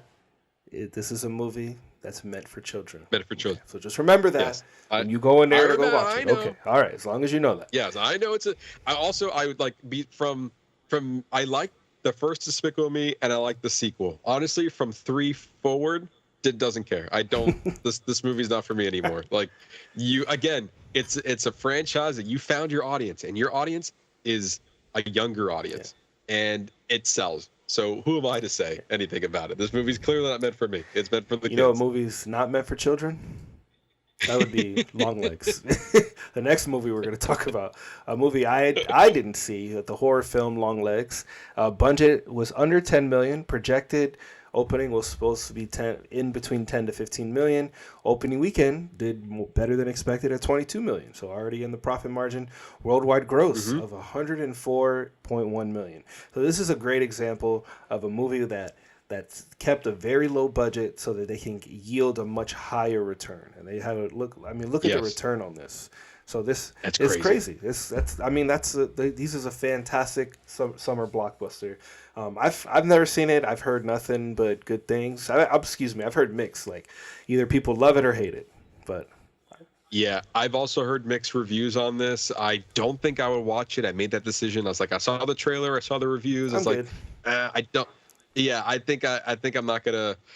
I know people were raving about Nicolas Cage in this movie as whatever this monster creature, bad entity, whatever he is. People were raving about it. But ultimately, I don't think this is going to be a movie for me. So I'm not going to waste my time watching a movie I don't think I'm going to like. But you cannot argue with the budget, the box office return on it for whatever reason. And I think honestly that all the movies we're talking about, aside from A Quiet Place Day One, we don't see a lot of horror movies coming out in the summer. And now maybe this was like that sweet spot. Is like people came to go see their big blockbusters. People came to see their animated favorites. But for people who wanted to go watch a horror movie, this was their avenue to go do that during the summer. And also Nicolas Cage also brings his own audience. The fact that it was getting a lot of positive buzz before the movie came out probably draw a lot of horror fans over to go watch it. And the fact that it opened at number 2, but the fact that it opening weekend already made back its budget and then some. Like an opening weekend, it made back its money. It was already in the green opening weekend. The fact that now, for the most part, it has made 10 times its budget with the worldwide gross, it's just incredible. Yeah, absolutely. That's fantastic. I mean, the indie studio who budget, I think it was Neon, who put money into this, got a huge return back. So congratulations to Longlegs on kind of like getting in that sweet spot, that kind of fitting the niche of the summer, and you got a huge reward out of it for coming out. Like now now this money can be used for the studio to invest in more projects like this. And that's the best part about all of this. And so the creators get a big win there, and they can now maybe finance more of the movies they want to make. Like it was a gamble, and this one of those situations where it paid off. Yeah, it's nice to see a lot of indie studios like starting to grow. I mean, I don't think it's it's going to be considered a small studio anymore, but A24 was known for little indies like that until they kind of blew up with Everything Everywhere All at Once and some of the others. But like now they're kind of considered, at least to me, I consider them one of the bigger studios. And Neon has always kind of been there as well, but this is like a huge return for them. Yeah, a huge win for them, really. And again, this is like one of those situations where maybe they weren't even expecting a huge return like this, so they were probably shocked by the return as well. But yeah, congratulations to Longlegs to kind of invest very in little, but yet the story and the appeal was strong enough to get a lot of people to go watch this movie. Absolutely. Moving on from that, we have Twisters at a big budget of $155 million, projected to open around 50 to 55 million. It shot out of the water, to say the least, at 81.2. Sorry. Ain't no love in Oklahoma, but there's so much love for this movie. Opening weekend at $81.2 million at a worldwide gross at $368.7 million. I don't know if it's hitting in the green though. Let's see. So. Oh, just shy. It needed to make $387.5 million. So it was about 20 million short of breaking even. I liked it though. This is like one of my favorites from this summer season. It's just a fun summer blockbuster. Like it just completely feels, it reminds me of like the Top Gun Maverick feels, which is funny because Joseph Kosinski is involved, but he brings that same vibe. Like he can make a good summer blockbuster. Like he knows exactly what you need for this time of year. To me, this was the summer breakout movie of the year. Like this was the one that I had little expectations going in, and I got so much reward coming out of it. I had such a great time with this movie. I think honestly, the biggest downfall for this movie was opening 1 week before Deadpool and Wolverine. I feel like if there was enough separation between the two movies, this movie could have had a higher return, because it would have given it a 2-week buffer instead of a 1-week buffer, because everyone who came out to go see Twisters and got the positive reception, if they want to come back next weekend, they're most likely going to go see Deadpool and Wolverine rather than go see Twisters. And that's the biggest thing that I felt like it could have been they could have made a lot more money if it just opened a week sooner. And them actually opening and having such a strong opening probably only helped Deadpool and Wolverine, because then the people who saw it go, yes, oh, what else is out in the theater? Oh, Deadpool, Wolverine's out next? Oh, yeah. Let's grab whatever minuscule tickets are left for opening weekend. Because, I mean, I booked my tickets in May, and the theater was already packed. Because that's a movie, and we can go ahead and just kind of, that's the next one we're going to be talking about. Oh, hold on. I want one more thing before for Twisters. Okay. I think also what helped with Twisters was that it opened.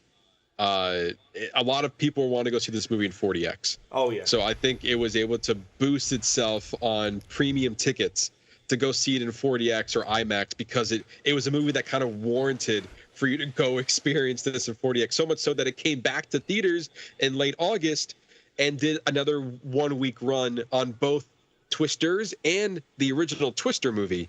They both came back in 40X for you to experience for 1 week. So I think that helped bolster some of its box office return, but ultimately just shy of like breaking even. So I'm really curious to see if they will make a sequel out of this, because it was successful in my eyes. But I don't think we need a sequel. You know what I would go for is a 40X re-release in theaters next summer, if there's nothing else out. If there's nothing that can fill that niche, re-release this movie out in 40X, since it's such a good experience for that, and then that's a way for them to recapitalize on some box office revenue. I don't blame you there. I mean, it did it once. Who's to say it can't do it again? But yeah, this was one of the best movies of the summer. Just unfortunately that I couldn't see a higher worldwide gross on it. But I think it did well enough. I agree. I think the positive word of mouth could save it from either potentially getting more money in the future or just getting another sequel out of it. I think there's a lot of value in this franchise. I think this reignited it for sure. Agree. So maybe if it didn't get it with this one, maybe if they make another one, it could be even more. I own it now. So I went on Vudu and I bought the double pack. So I have the original and this one now, and with all the deleted scenes. And let me tell you, the gag reel and the deleted scenes for this film are like pretty hilarious. Because I guess this is in... there's a gag reel where they talk about David Corn said, like, that's where he learned that he was going to be Clark Kent. So one of the gag reels is like Anthony Ramos is like, well, I don't know why Clark Kent is yelling at me. Like, it was just funny. Like, you could just tell like they had a good time making the film. I mean, we had a great time watching it. So absolutely, I'm glad to I have it now, so I can go back and rewatch it and re-enjoy it. And a great movie theater experience as well. Absolutely. Yeah. But what I was going to say is I think it opening a week before actually helped Deadpool and Wolverine, because everybody who saw Twisters now can, they're already hyped to go to the theaters. And then, the main next thing they're promoting is Deadpool and Wolverine. I mean, is this you or me? I think it's me. That's you. Budget of $200 million, projected opening of 160 to $200 million.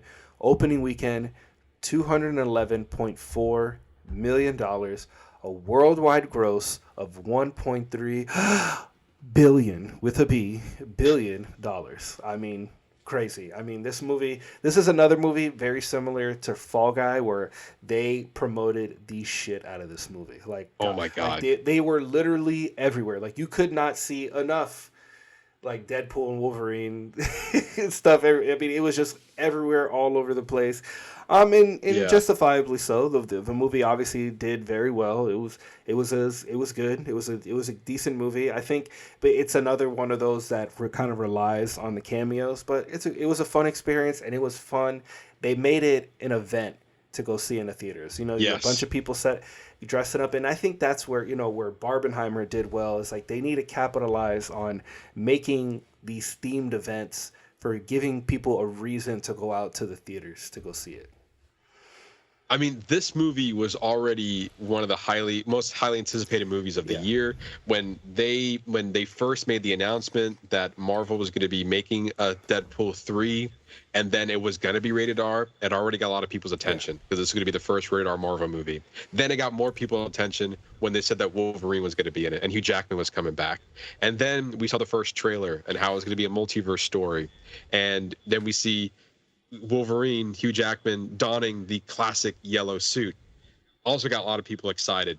This has been like building for years of like an anticipation of what Marvel can do with rated R, how Deadpool fits in the MCU, all of that stuff. And then when we finally get there, people did not like at that point. You need to make a great movie, and this movie was pure fan service, 100%, and it needed to be. Yeah. Because even Marvel itself was in a little bit of a slump these last few years, and this was part of their restructure. This is like coming off of the Marvels that had a horrible return. This was coming off of Ant-Man and the Wasp: Quantumania that had a horrible return. Like they had a decent success with Guardians of the Galaxy Volume 3, but from there, like Marvel really needs to rethink what they were doing. This is also around the time where the shows weren't doing that great either. So they decided to, use this movie as a platform to be like, Marvel is back, baby. This is our reset button. And this is our reset button. And you saw that in the marketing of this movie. I tell you what, I believe they spent $200 plus on this marketing. Oh, yeah. The fact that they had their own firework display at Comic-Con was just to show how much budget, like the popcorn buckets, the merchandise, you could not go anywhere without seeing that this movie was coming out. And the fact that even Megan was like, oh, I want to see that in the theater. It's like, you barely saw a movie in the theater this whole year, and that's the one you want to go see? Like, there's an appeal there that drew people in, not only for the nerds, but for a lot of people to see, like, oh, Ryan Reynolds, Hugh Jackman, I like this vibe. I want to see this. People have been waiting to see Deadpool and Wolverine interact in the film for years after the success of Deadpool and like seeing their brief interaction in X-Men Origins Wolverine. But like people have been wanting this for years. So the fact that a lot of people came out to go see this movie is not a surprise. This is easily the biggest opening weekend ever for 2024 at 211.4, and it's no surprise that this movie hit $1.3 billion. I believe one of the fastest movies to get to $1 billion. But at 1.3, I don't think it's going to get anywhere close to Inside Out 2 at 1.67 billion. Yeah. So, but you have to imagine that's 1.3 on a purely R-rated audience. That's right. Yeah.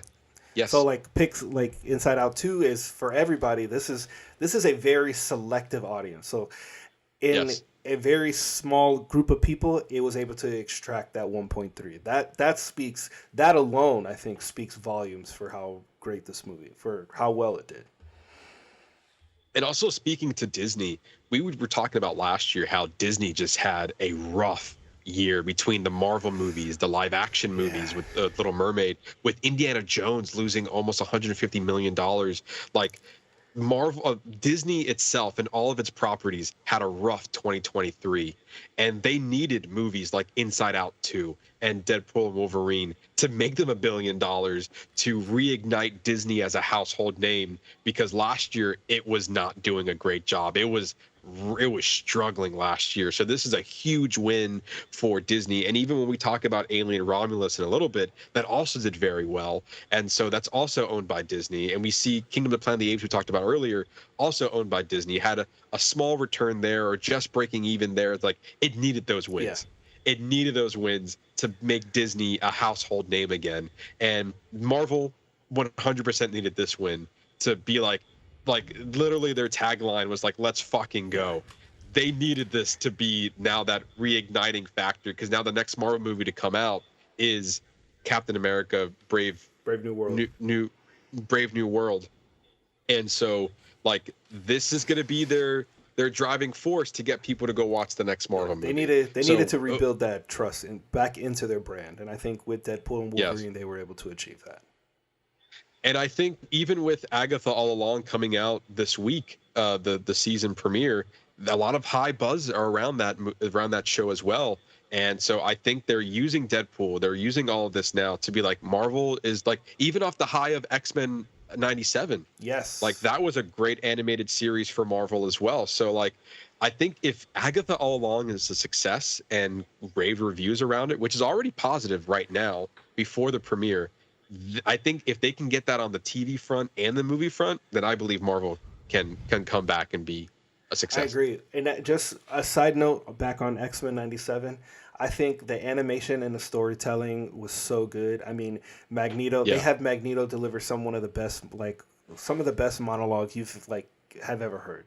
Like, I think it's a testament because DC has always known to be like they kind of dominated the animated market, where that mature animated comic book audience. Yes. Like they were clearly the front runners in that. But X-Men 97 showed them that they had some stuff up their sleeve, that they can put out quality animated TV series that's geared not to a much more mature audience.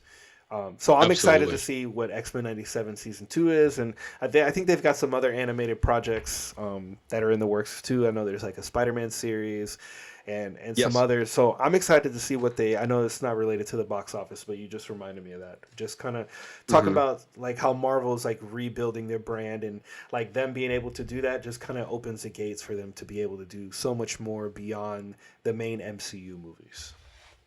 Absolutely. And I think even with the announcement of Robert Downey Jr. coming back as Doctor Doom also reignited the Marvel interest. It was like, oh, okay, because that made huge headlines when it was announced at Comic-Con. So again, a lot of good things coming from Marvel, and especially as we are fans of it, like it's good to see them kind of almost back on top in a way.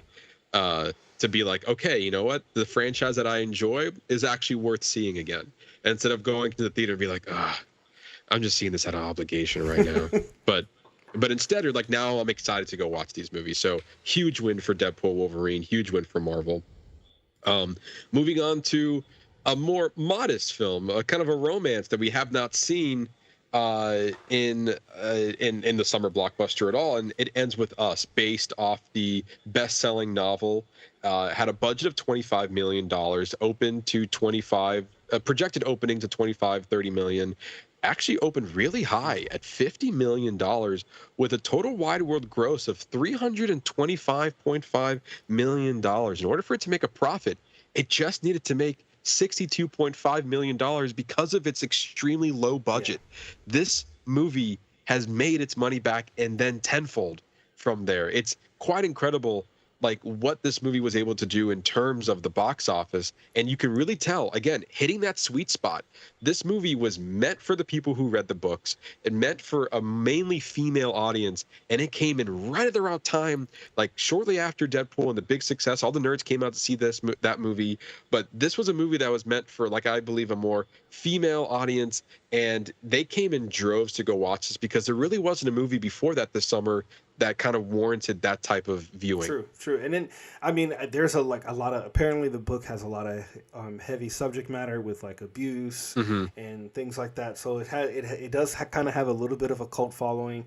There was a huge social media campaign like online for people going out. They, once again, like I was seeing it online as like an event where people were like talking about seeing it opening weekend with their girlfriends or whatever the case may be. But what else was interesting is that there was also like, and I don't even remember the full extent of it, but I guess there was like some behind the scenes drama between the director and Blake Lively. And, you know, that always drives a certain audience in there where they want to see if that affects the film. We saw it very similar with Don't Worry, Darling. Was that last year, the year before last? So I think that just a lot of different things attributed to the success, but it's another one. It's a niche in the summer because we didn't see a lot of stories like this during the summertime. Right. So it was able to hit that audience. Yeah, and then technically, you know, this was around the August end. It's like toward trailing end of the summer, so it kind of fits that sweet spot of like we're ending the summer, school's almost back in session at this point, but yet there's still a drive to go see movies that came out. You know, this is still kind of fits around like toward the end of the summer, and again, I think it just hit the right stride, the right people, and I think to your point, there's a lot of drama that happened behind the scenes about this. There's a lot of people who enjoyed the book, wanted to see this subject matter on the big screen, see how they were going to portray it, and it was a huge win for this movie for sure. And also, a lot of people were just saying that this was, I think it broke records of like a Hollywood couple because Ryan Reynolds and Blake Lively are husband and wife, and so this movie came in back to back. Like Deadpool Wolverine was number 1, It Ends With Us was number 2, and I believe it was the first time in 50 years that a Hollywood couple was able to dominate the box office like this. That's all. I think that also tailored to the success because she also cameoed in Deadpool and Wolverine, and just kind of riding off of that wave of all these people going to the theaters, you have, oh, Ryan Reynolds' wife is in this movie. Oh, she was so great in this, Yeah. and he was so good in Deadpool. Well, let's go see. Why don't next Yeah. weekend we come back to the theaters and we go see It Ends With Us? Like it's just kind of great marketing all around. Well played chess moves. Absolutely. Yeah, seriously. And I don't know if that was like intentional or not, but it worked for the movie, and big box office return. It made like basically more than 5 times its budget. So good for them, because that's a huge win for them. It basically made double the amount of its budget in the opening weekend. Yes. So everything else was a plus. Even if it made $100 million, it was a huge win. The fact that it's made 325, it's even insane to think about. I mean, literally. Absolutely. Literally in dollars. Mhm. Moving on to kind of another niche one is Alien Romulus. You know, restarting the franchise, but we don't see many movies like this, especially during the summer season. So, budget of 80 million, projected opening of 25 to 30 million. Opening weekend was 42 million. Worldwide gross 330 million. I mean, I would say that is a success. Matt is quick math. Is that it needed to make 200 million to be in the green. We are in the green for Alien Romulus. I enjoyed it. I thought it was a fantastic return to the franchise. I'm going to talk about it when we do our What You're Watching, but we've been rewatching all of them. So for when we reviewed it, I think I had only watched the first 2. And since then, we've watched 3 and Resurrection with the intention of watching Prometheus and Covenant. So I now have a deeper appreciation for the Alien franchise, but Alien Romulus was able to bring that to me, because I wouldn't have done it unless this movie was gonna come out. So it did cause me to go back and like really appreciate the film. And this movie was great. I mean, that practical CGI monster at the end, that thing was crazy. That thing was crazy to watch. Yeah. Crazy to see. Again, I think it definitely hit the niche audience for people who are a fan of the Alien franchise, as well as it's technically a horror movie. So people who wanted to go out and see a big budget horror movie were able to do that with Alien Romulus. And I think with Fede Alvarez kind of taking care of this franchise, giving us suspense, giving us like the good, the bad, and the ugly of what this franchise has to offer all in one film. And it was just so good. The positive word of mouth drove people to go watch this movie, and again made $130 million over in the profit margin. And this movie definitely showcases that there is life left in this franchise, and definitely in the direction that it was going. And it kind of gave us a little bit the best of Alien, the best of Aliens, the weird of of 3 and Resurrection. It gave us the lore that was from Prometheus and Coven. So like, it definitely brought everything from the franchise, put it all together, and gave us this really unique, really suspenseful horror film. And I loved it. I thought it was one of the better films of the year so far, and obviously people came to go watch this movie as well. And then we have, Matt, your favorite movie of the summer. A movie that no one went to go see. Borderlands. Well, I shouldn't say nobody. I did. You did. I did, yes. Borderlands, at a budget of $150 million, projected opening at 10 to 12 million. It opened far less than that, at 8.6 million, with a total wide world gross. It's no longer in the theater. I believe I think you can now rent it at home, but I could be wrong by saying that. No, you can rent it at home now. It has a worldwide gross of $32.6 million. That's rough. Yeah, you didn't have very nice things to say about this movie. I didn't. In order for it to be in the profit margin, it needed to make $287.5 million. I think it's easy to say that it didn't even come close to its original budget. 32.6 million. That's wow. That's rough. To open at 8, it opened at number 4 an opening weekend. People were on the high of Alien Romulus. People were still going to see Ends With Us and Deadpool, even the holdovers from Twisters. This movie, unfortunately, didn't even stand a chance, and there was a lot already riding against it before the movie came out. And I feel like it just didn't connect with audiences, because at this point, this is for the gamers. This film was for the gamers. They didn't even want to come see it. And they didn't want to go see it. And I think one of the big things about this movie was that it was casted poorly. Like, I don't know what this like between Kate Blanchett and Jamie Lee Curtis and Kevin Hart, like, and then the voice of the robot, I forgot his name already, with Jack Black. Thank you, with Jack Black, and yeah, and just watching the movie, it just felt disorganized. The acting felt flat. There wasn't great chemistry around it. The story didn't really make any sense. I think the negative word of mouth, and then maybe just the people who are watching the trailer was like, I've been burned by this before. I'm not doing this again, with like classic video game adaptations. And it just didn't connect with anyone to go watch this movie. And it's one of the biggest flops of the summer, because at least with Horizon, the budget was less. Yeah. Not much less, but the budget was less than $100 million, and it made just about the same. Let's see. Horizon actually made more. The budget of $100 million at a worldwide gross of 35.4. With Borderlands, the budget was 115 with a worldwide gross of 32. So it made less than Horizon, the worldwide gross, and it made more of it. So therefore, being one of the biggest flops of the summer, if not the year. And yeah. I wonder if this will have a resurgence when it hits streaming, and then people will start hate watching it, just like they did Madam Web. Madam Web, yeah. It's really hard to tell. Again, a lot was not writing for this movie, and I think the audiences were like, look, I got what I wanted. I got to see Deadpool and Wolverine. That was a big movie of the summer. I have no reason to go watch this in the theater. And I think the marketing behind this was not that great either. Like, I barely saw any marketing behind this movie, and it was kind of just rehashing the same footage, if not seeing a lot of the whole movie in trailers at some point. Like, that's the worst. This movie was... Yeah, I feel like they were showing the best parts of the movie in the trailer, and that still wasn't enough to bring people to the theater. That's rough.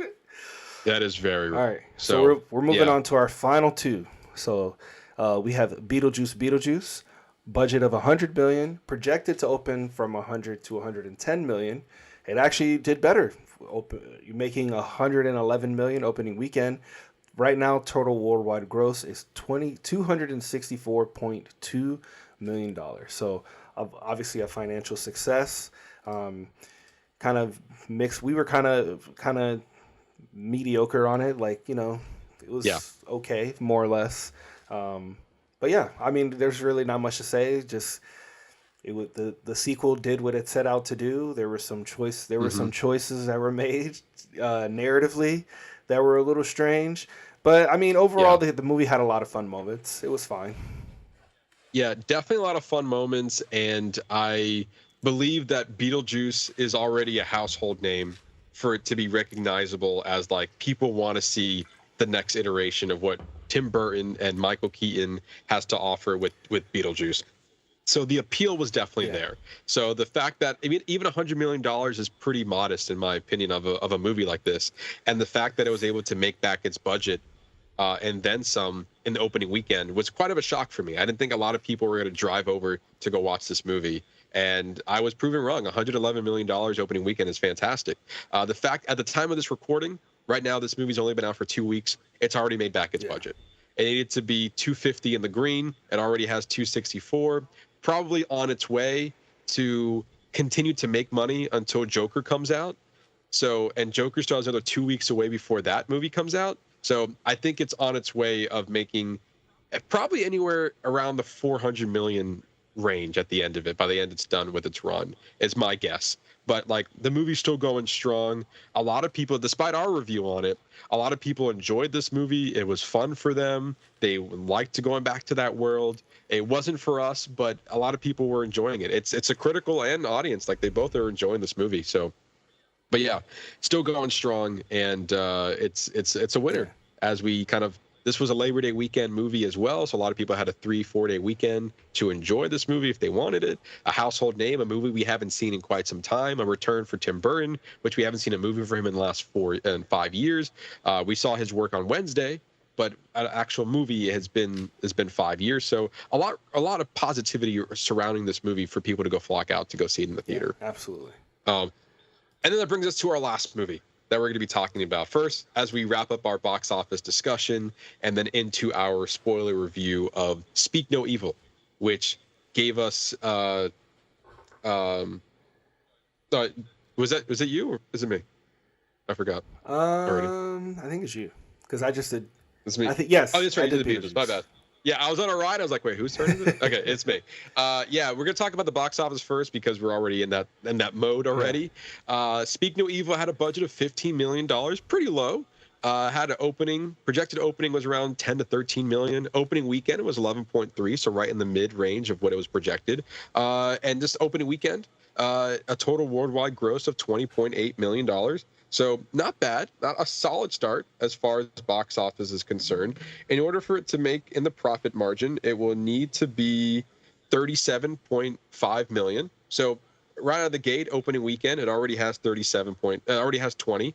So it needs another 17 more to go. And I think it could easily do that. I think it'll probably get a small profit at the end of the day when it comes to this movie. But such a small budget, and I think it's going to come out to be a decent reward at the end of the day for this movie. I agree. I don't want to get in too much because we got to talk about this. We got to talk about both movies. Yes. We got to talk about both movies, yes, indeed. But just as far as a box office standpoint, it looks like it's going to be a small profit for the movie. Again, another kind of horror thriller film to come out as we are exiting the summer blockbuster season and entering the fall lineup where we get more indie movies, we get more horror drama based movies, and then every now and then we'll sprinkle, like next week or this coming week we have Transformers 1, which is more for the kids. We have Joker, what's the title called? Folia Duo. Thank you. That's this is Oscar bait season. Is what I this is Oscar bait season. Yes.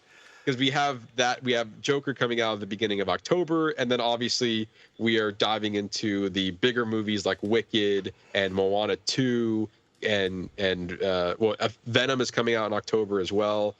We have Craven in December, so some of those bigger movies that are coming out later in the winter-ish time, around Thanksgiving, Christmas time. But yeah, this is like, to Ernesto's point, we're in that Oscar baity season right now. And I don't think Speak No Evil is going to be in the Oscar conversation, but it definitely fits that like indie, that small budget horror film that typically come out around this time. But so there you go. That is our summer blockbuster recap. I hope you enjoyed it as much as we love doing it, because it's really cool to see and kind of look back of how the summer was compared to maybe other years, or like what we initially thought about the movies. To us, it's just always a fun conversation to have. So thank you for kind of listening to us go over all the movies that came out this year. But with that, we're going to be diving into our spoiler review of both of Speak No Evil, both the 2024 American version as well as the 2022 Danish film. And I believe we're going to start with the 2022 Danish film and then work our way over to the American 2024 version. So Ernesto, we'll start with you. So first of all, let me say that this is a fucking crazy ass story. I think there's a lot of similarities. So, you know, the family, they still meet in Italy. They're hooked into them. They send them the letter. They are able to get them out to the ranch, to where they live. Just I kind of the 2022 version is just such a much darker story, and I just like there's just so much to appreciate about it. And what I really like is the director was saying is there is a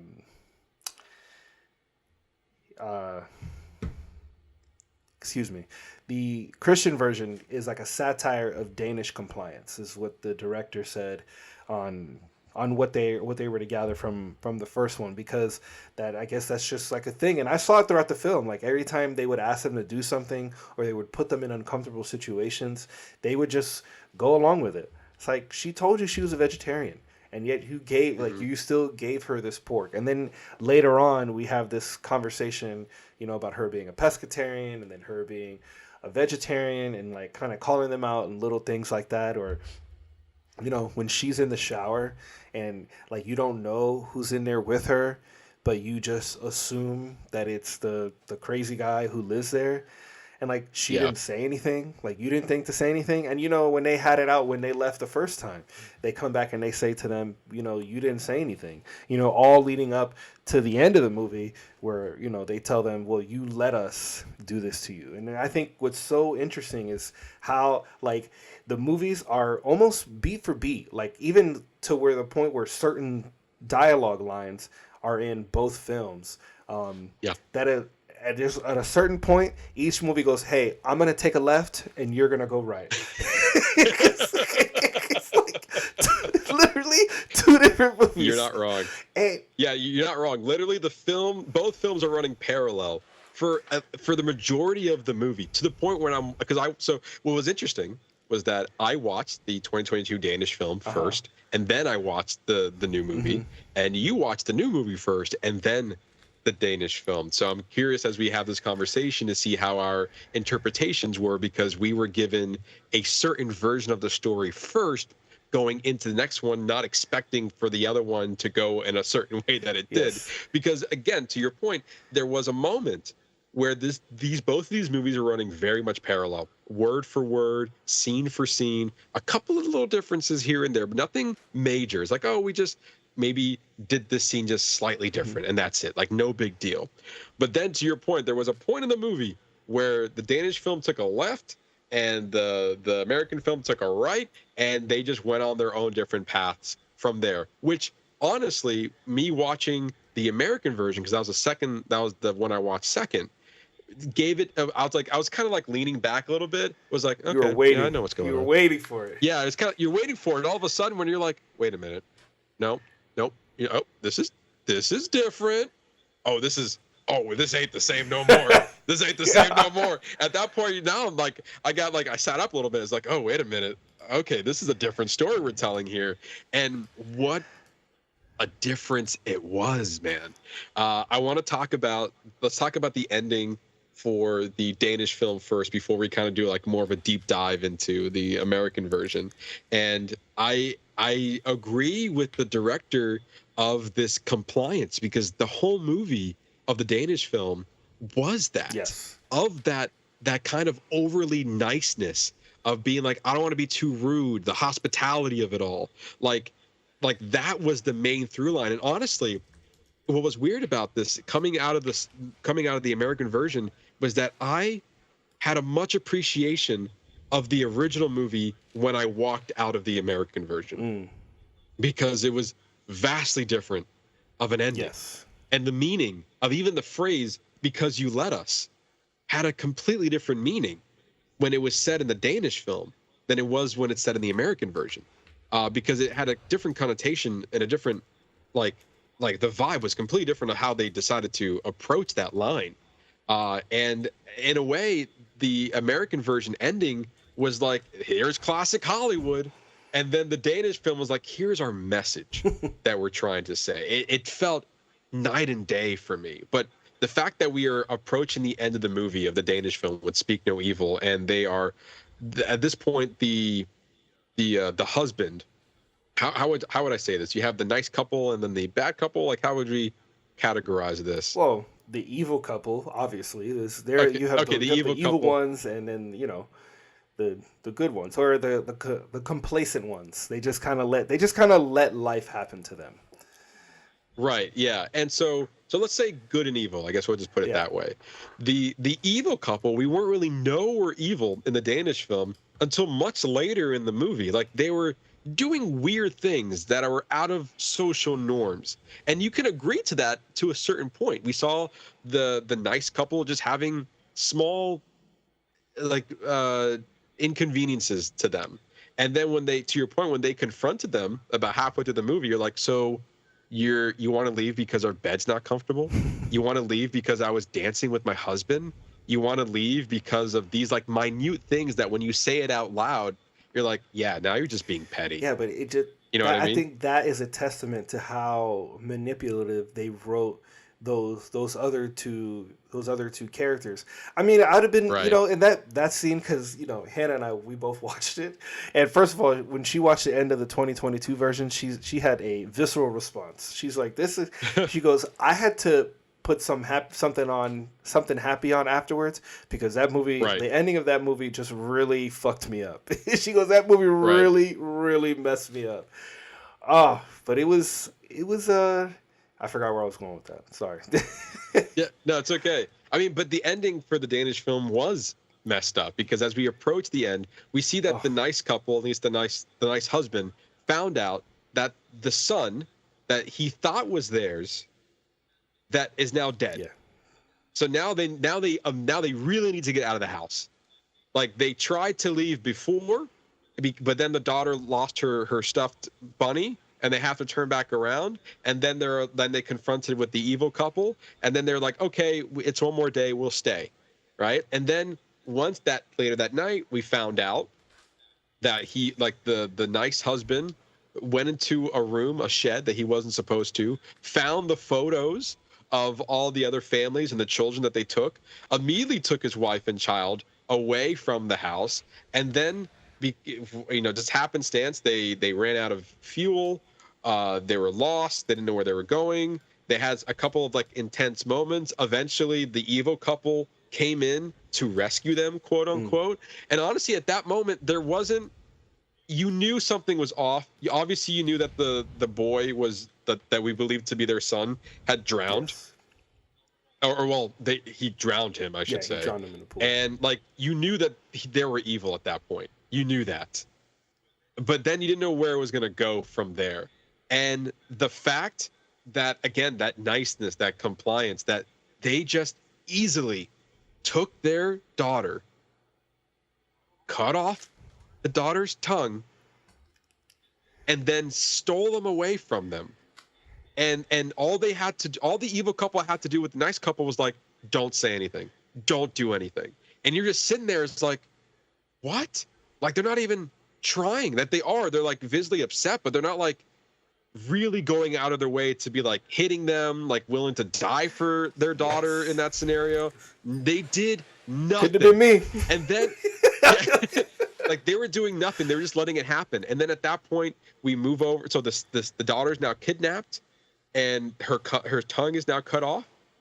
Then we move over to where the couple is. The evil couple drives a little bit out of the way, and they tell the nice couple to take off all their clothes. And they did, with just being scared. They told them to walk down the kind of the ditch area, and then they proceeded to throw rocks at them. Heavy rocks while they're naked. And then they basically threw rocks until they died naked in a ditch. Yeah. And that's where the movie ends. Yeah.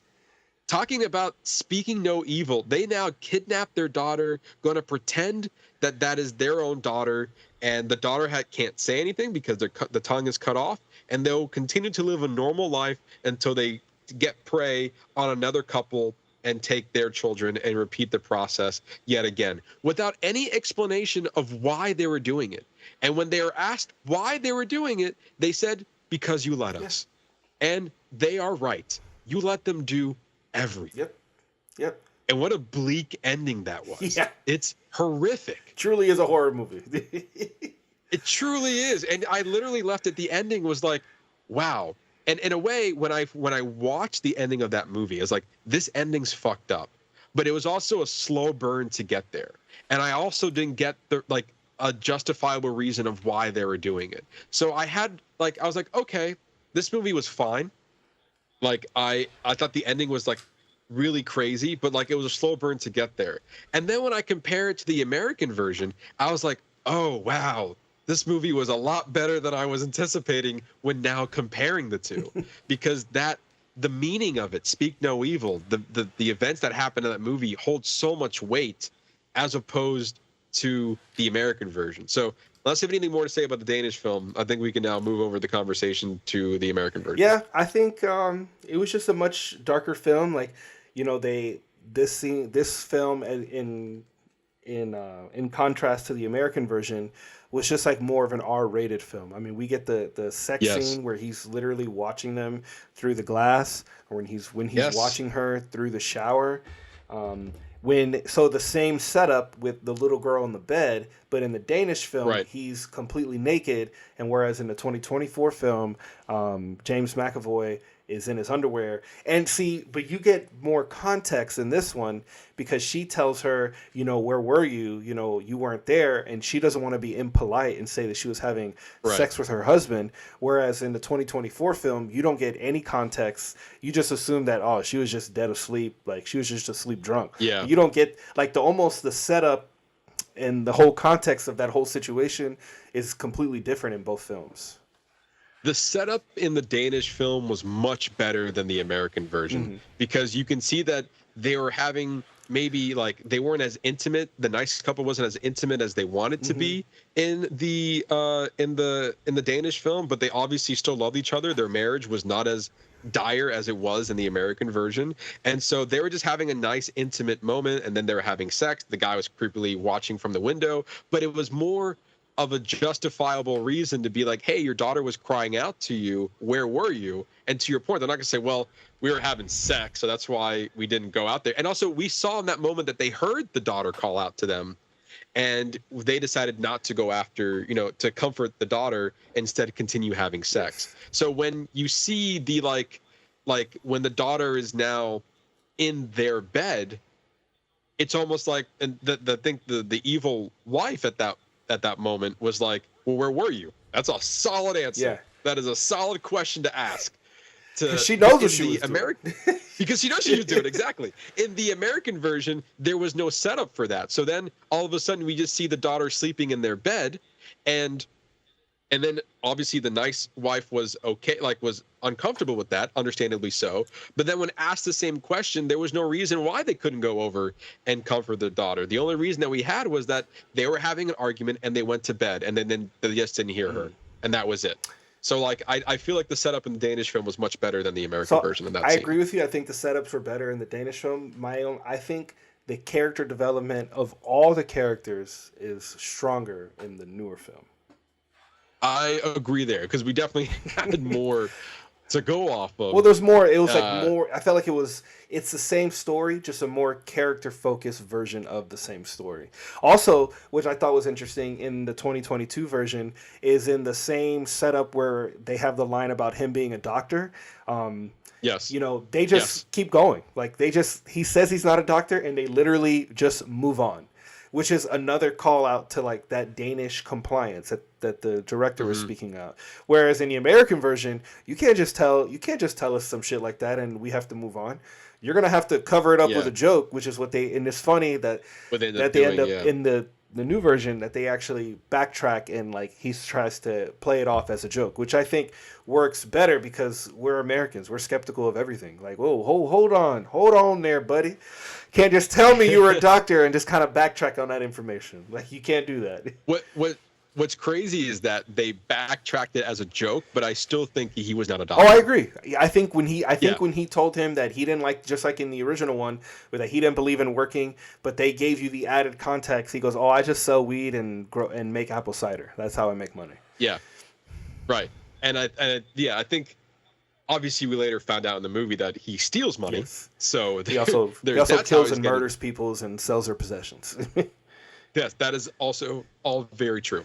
So yes, I still don't believe he's not a doctor, but in the Danish film, like you said, it was more of when I meet new people, I lie, and that's okay, and then we just move on. Whereas in this movie, it was almost in the same connotation. They were I was like, oh, I say that to people, and it's oh no, I'm just joking. Of course, I'm gonna go look at your wound for you, and I think that played a little bit better in the American version than it did in the Danish film. I agree with you there, but. I think other than that, then we can move on to just the 2024 version. Okay. Right. All right. So with that, a lot of the movie is kind of the same as we said. We have this nice couple vacationing in Italy. We have I guess now, what are they? They're still the evil couple, but where are they from? Did they specify? Or the nice couple was from America, yes. And other couples from London. London, yeah, okay. Because also where they were was a different setting as well. Whereas the nice couple was from they're American, but they lived in London, and then but they were vacationing in Italy, and then they even made which I didn't really care for in the movie, but they were making fun of a Danish couple that was also vacationing in Italy, and I was like, okay, this is kind of a nod to the Danish film, but I caught that too. I feel like we'd have to make fun of them in a way. But what's interesting, before we even continue to dive into this review, was that the original, like we mentioned earlier, the original director and writers behind the original Danish film were the writing duo, and with addition to James Watts as the director, to make this movie. So they were James Watkins. Watkins, sorry. So they were there in the development process of the American version. So they constantly decided to go against what they originally did in the 2022 film to make this version of it. So with the changes, before we dive into like a fuller review, like as we are in a second, do you feel like that's like it makes it a little bit better because the original creators were involved in the changes of the American version? I think it makes this movie hold more weight. But I also appreciate that both movies have different endings because yes, in a lot of ways they're the same, but in a lot of in more importantly in their differences, they give you can appreciate different things from both films.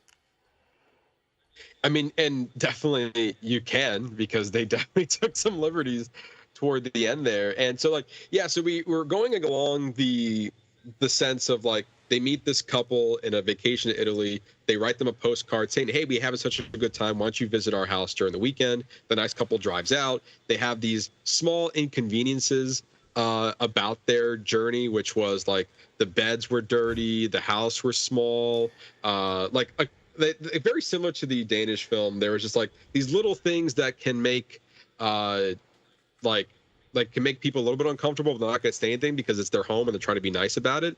Also, we have the same scene with like she's a vegetarian and he's trying to feed her pork and eats it anyway. But in the Danish film, she ate it. In the American version, she spit it out. Yeah. And then they revisited that conversation later on when they have the dinner. So I think the through point is how would someone in that culture respond to the same event? That's kind of how I look at it, because in that I felt like all the way throughout that's more the American standard. Like, yeah, maybe you're a compliant person, but if you said you're a vegetarian, if you really are a vegetarian, you're not going to sit there and eat the whole thing. You're going to spit out whatever little piece about it, and you're like, all right, well, I just got to get through this weekend. Like, maybe he just forgot. But she also said, but once again, as a tied to the originals, like, you should have just said something. Yes, absolutely. Should have just said something. And she did at the dinner, but then they had a conversation about being a pescatarian, and then dive into that. And let me just say, like, as an asshole he is, like, it's funny because the things that he was talking about, like, he was like correct about when he's talking about the reliant. And I don't remember if it was in the 2024, but in the 2022, he talks about like reliant on GPS and technology, and like, you know, how people don't know how to read a map. It's like, well, you suck, but that statement is true. And like the same thing with the vegetarian thing, because this is like a small like thing that we have to tell people, because my wife is vegetarian, and they first ask, does she eat fish? Well, if she eats fish, then she's not a vegetarian. She's a pescatarian. That's why there's a different. That's why they have different words. Vegetarian is just vegetables. Pescatarian is fish. So if she eats fish, then she's a pescatarian. She's not a vegetarian.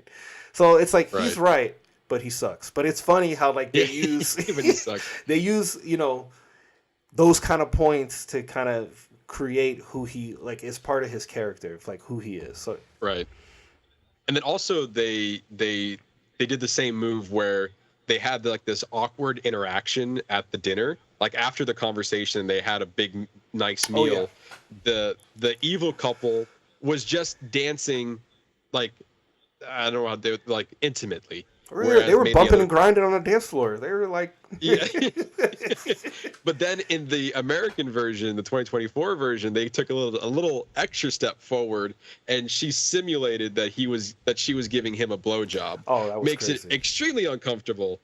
Went a little bit extra in the American version than they did in the Danish film, because the Danish film was just dancing. This one they took it a step further. That's what I really appreciate about this one. It's like I think they amplified the things that they wanted to showcase in the original film, because we got way more character development on all four characters in the newer film, and I felt like we got that opened up to give us more moments of like, because like he would be this perfect person, and then every now and then like just a little bit of like his creepiness and weirdness would come out. Like that conversation, the whole blowjob under the table, like that is weird. And it's not only weird that he did it; it's weird that they did it for an extended period of time to make it, and then that deafening silence is what made it so much more uncomfortable.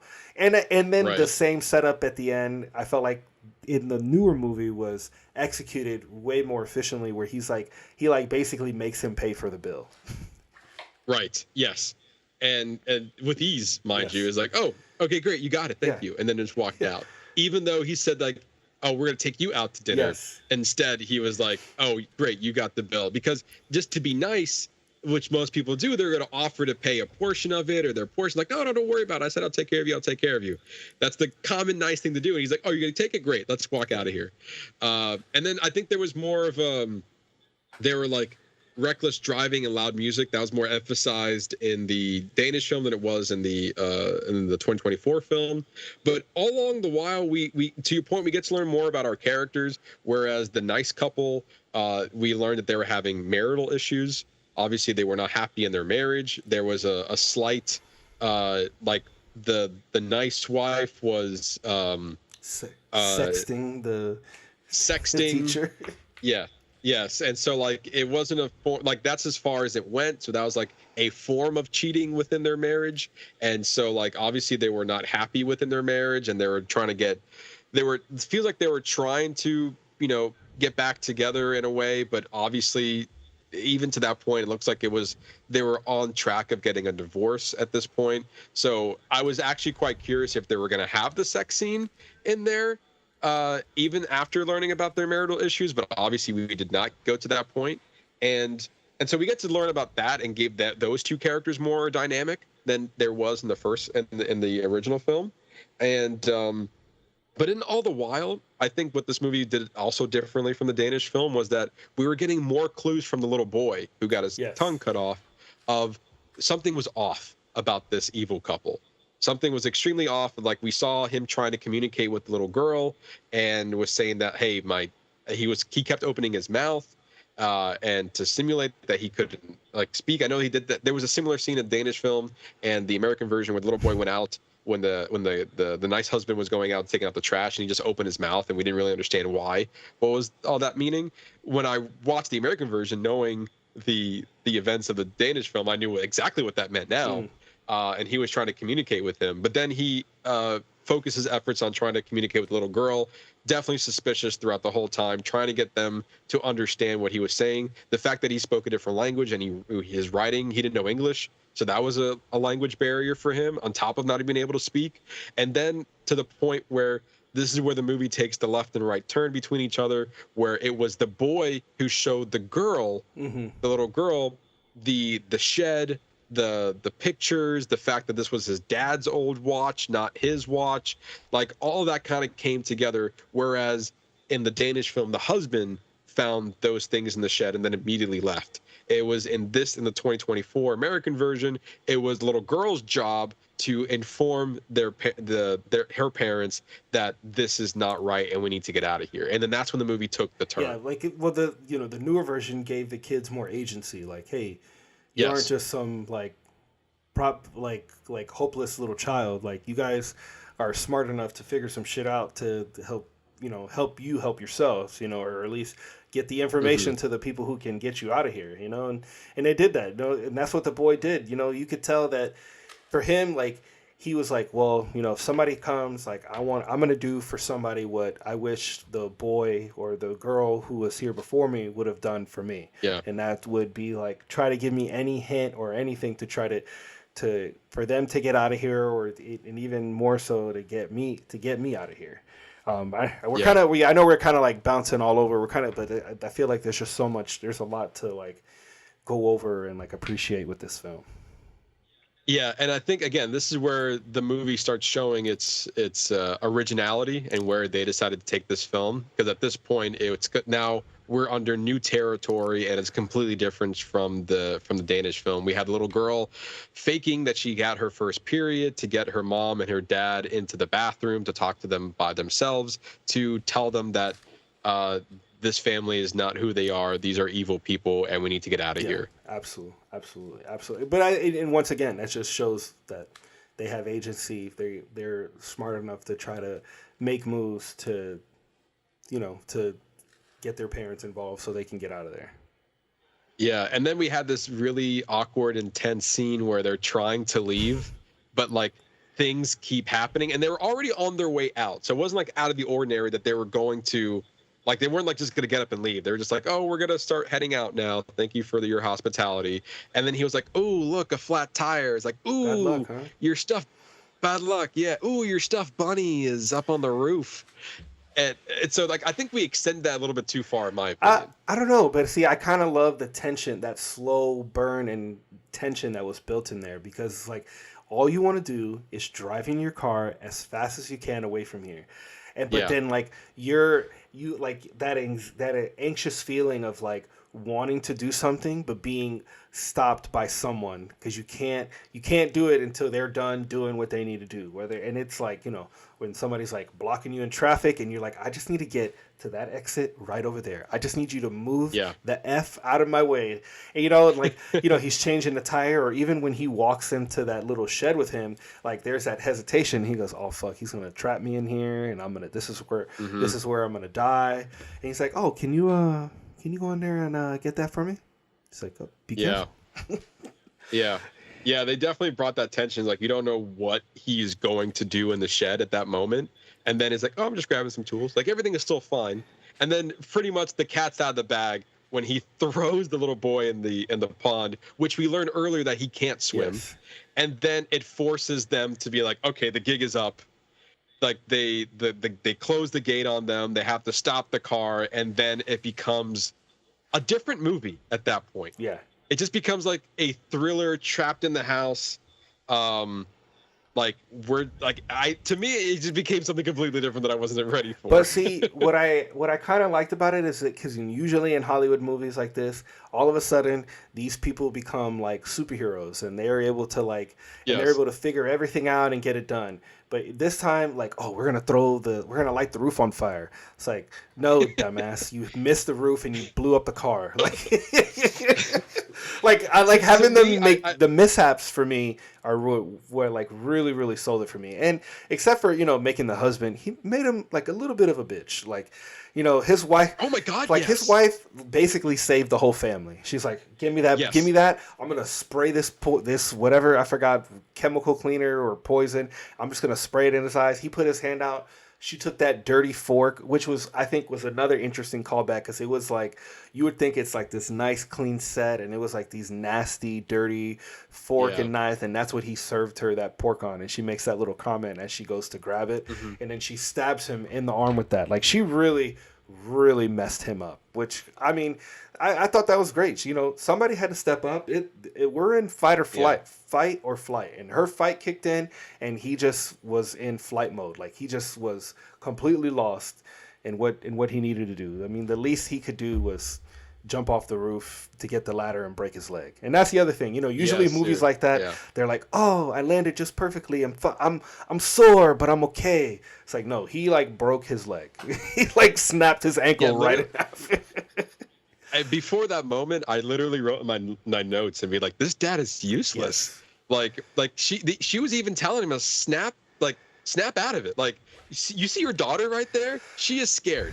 Do this for your daughter. And he still didn't do anything. Like, I was waiting for that moment where he's like gonna grow some balls, and it never happened for him, which was an interesting character move to be like, typically around these movies are like, okay, this is where like you said, this is where I become the hero. But in that character sense, he couldn't get it together, even toward the end. And the biggest thing he was able to do was to jump off the roof to get the ladder for them so they can come down safely, and him to break his ankle. So I pulled this quote from the director's interview with Deadline. And this is his note on why he made the dad wimpy.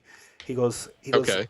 Quote, Watkins, but in a way, Scott's the character quite brave in playing that character, because he's not an alpha male. He is quite beta. Actually, yes, he is, and being true to the character. And you don't see things like that very often in the third act of a film, when a lead character just sort of gives up like that. Some people ask, well, can't Scoot's character, that's the name of the actor, be stronger? It's like, no. He's just not built like that. Luis is the stronger one, and that's just the way it is. Yeah. And I actually agree with that. I think that was a bold move, because that is typically what you see in Hollywood movies, where they just kind of they learn to face their fears. And I think that's because that's what calls into all of us as human beings. Like, we all want to rise above and be better, but sometimes they're not able to rise to the challenge. And some people can and Yeah. some people can't, but it's an interesting dynamic that they flipped it, because traditionally in something like that, you would see the wife be in that character role and the husband be in Right. the other role as to be the masculine one, whereas they kind of flipped it on you, which I think is good. Females can be strong. They can do badass shit. Yeah. And that's exactly what we saw. She came in and she took charge of that moment. Absolutely. And like she was the real hero of obviously the family's safety toward the end. And before we jump ahead, it was the moment where like they understood the gig was up, and so James McAvoy and the evil couple took them and held them captive and decided to steal all their money. They were going to kill them. They were planning on, were they going to take the daughter, or they were going to kill the daughter at that moment? Well, they were going to switch her out because the wife was already, and then I think that when they're eating lunch right before they do the song, when she corrects her, I think she was already like trying to take over as the mother at that point. As the mother, right. And then we find out, which I don't know if it was true or not, but the evil wife said that she was once captured and is also held captive under the evil husband, James McAvoy's character. So I don't know if that was just like a sympathy thing to, maybe trick the nice couple, or if that was actually true.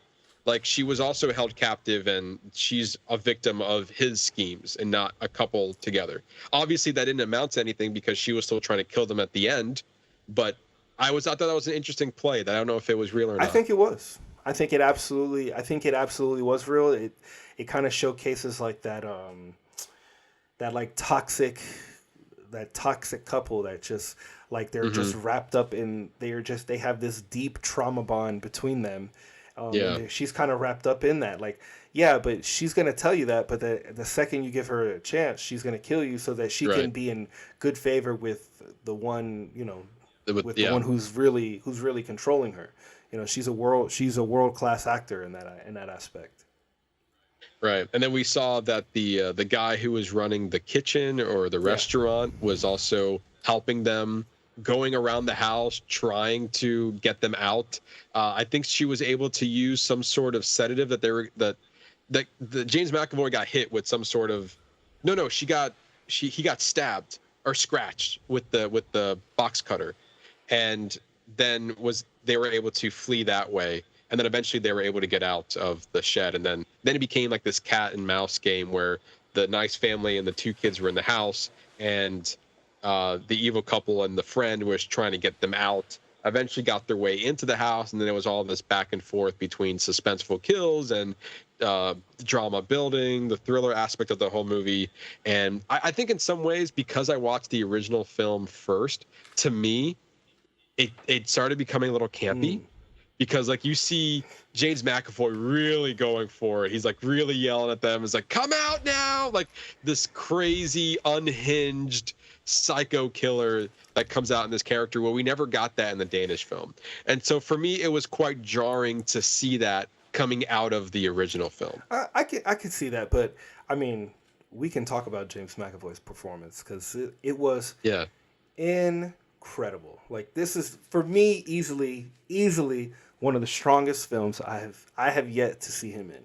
I think what he was able to bring to this character was phenomenal. Like for me, he's the thing that sold me, is what kept me wanting to watch scene. Like the whole movie is entertaining, but what he brings to it, he just adds another layer to the entire dynamic of the film. Like he just really, he's on the poster. He rightfully so. But he is the thing that really, really sells this film, because he makes that character so believable. It's scary. Yeah, it is definitely scary. And to me, I thought I was going in there and also off of another Blumhouse film with Split, and I didn't think it was at the same highs that Split gave me on the range of his performance and how convincing his performance can be with all those different characters.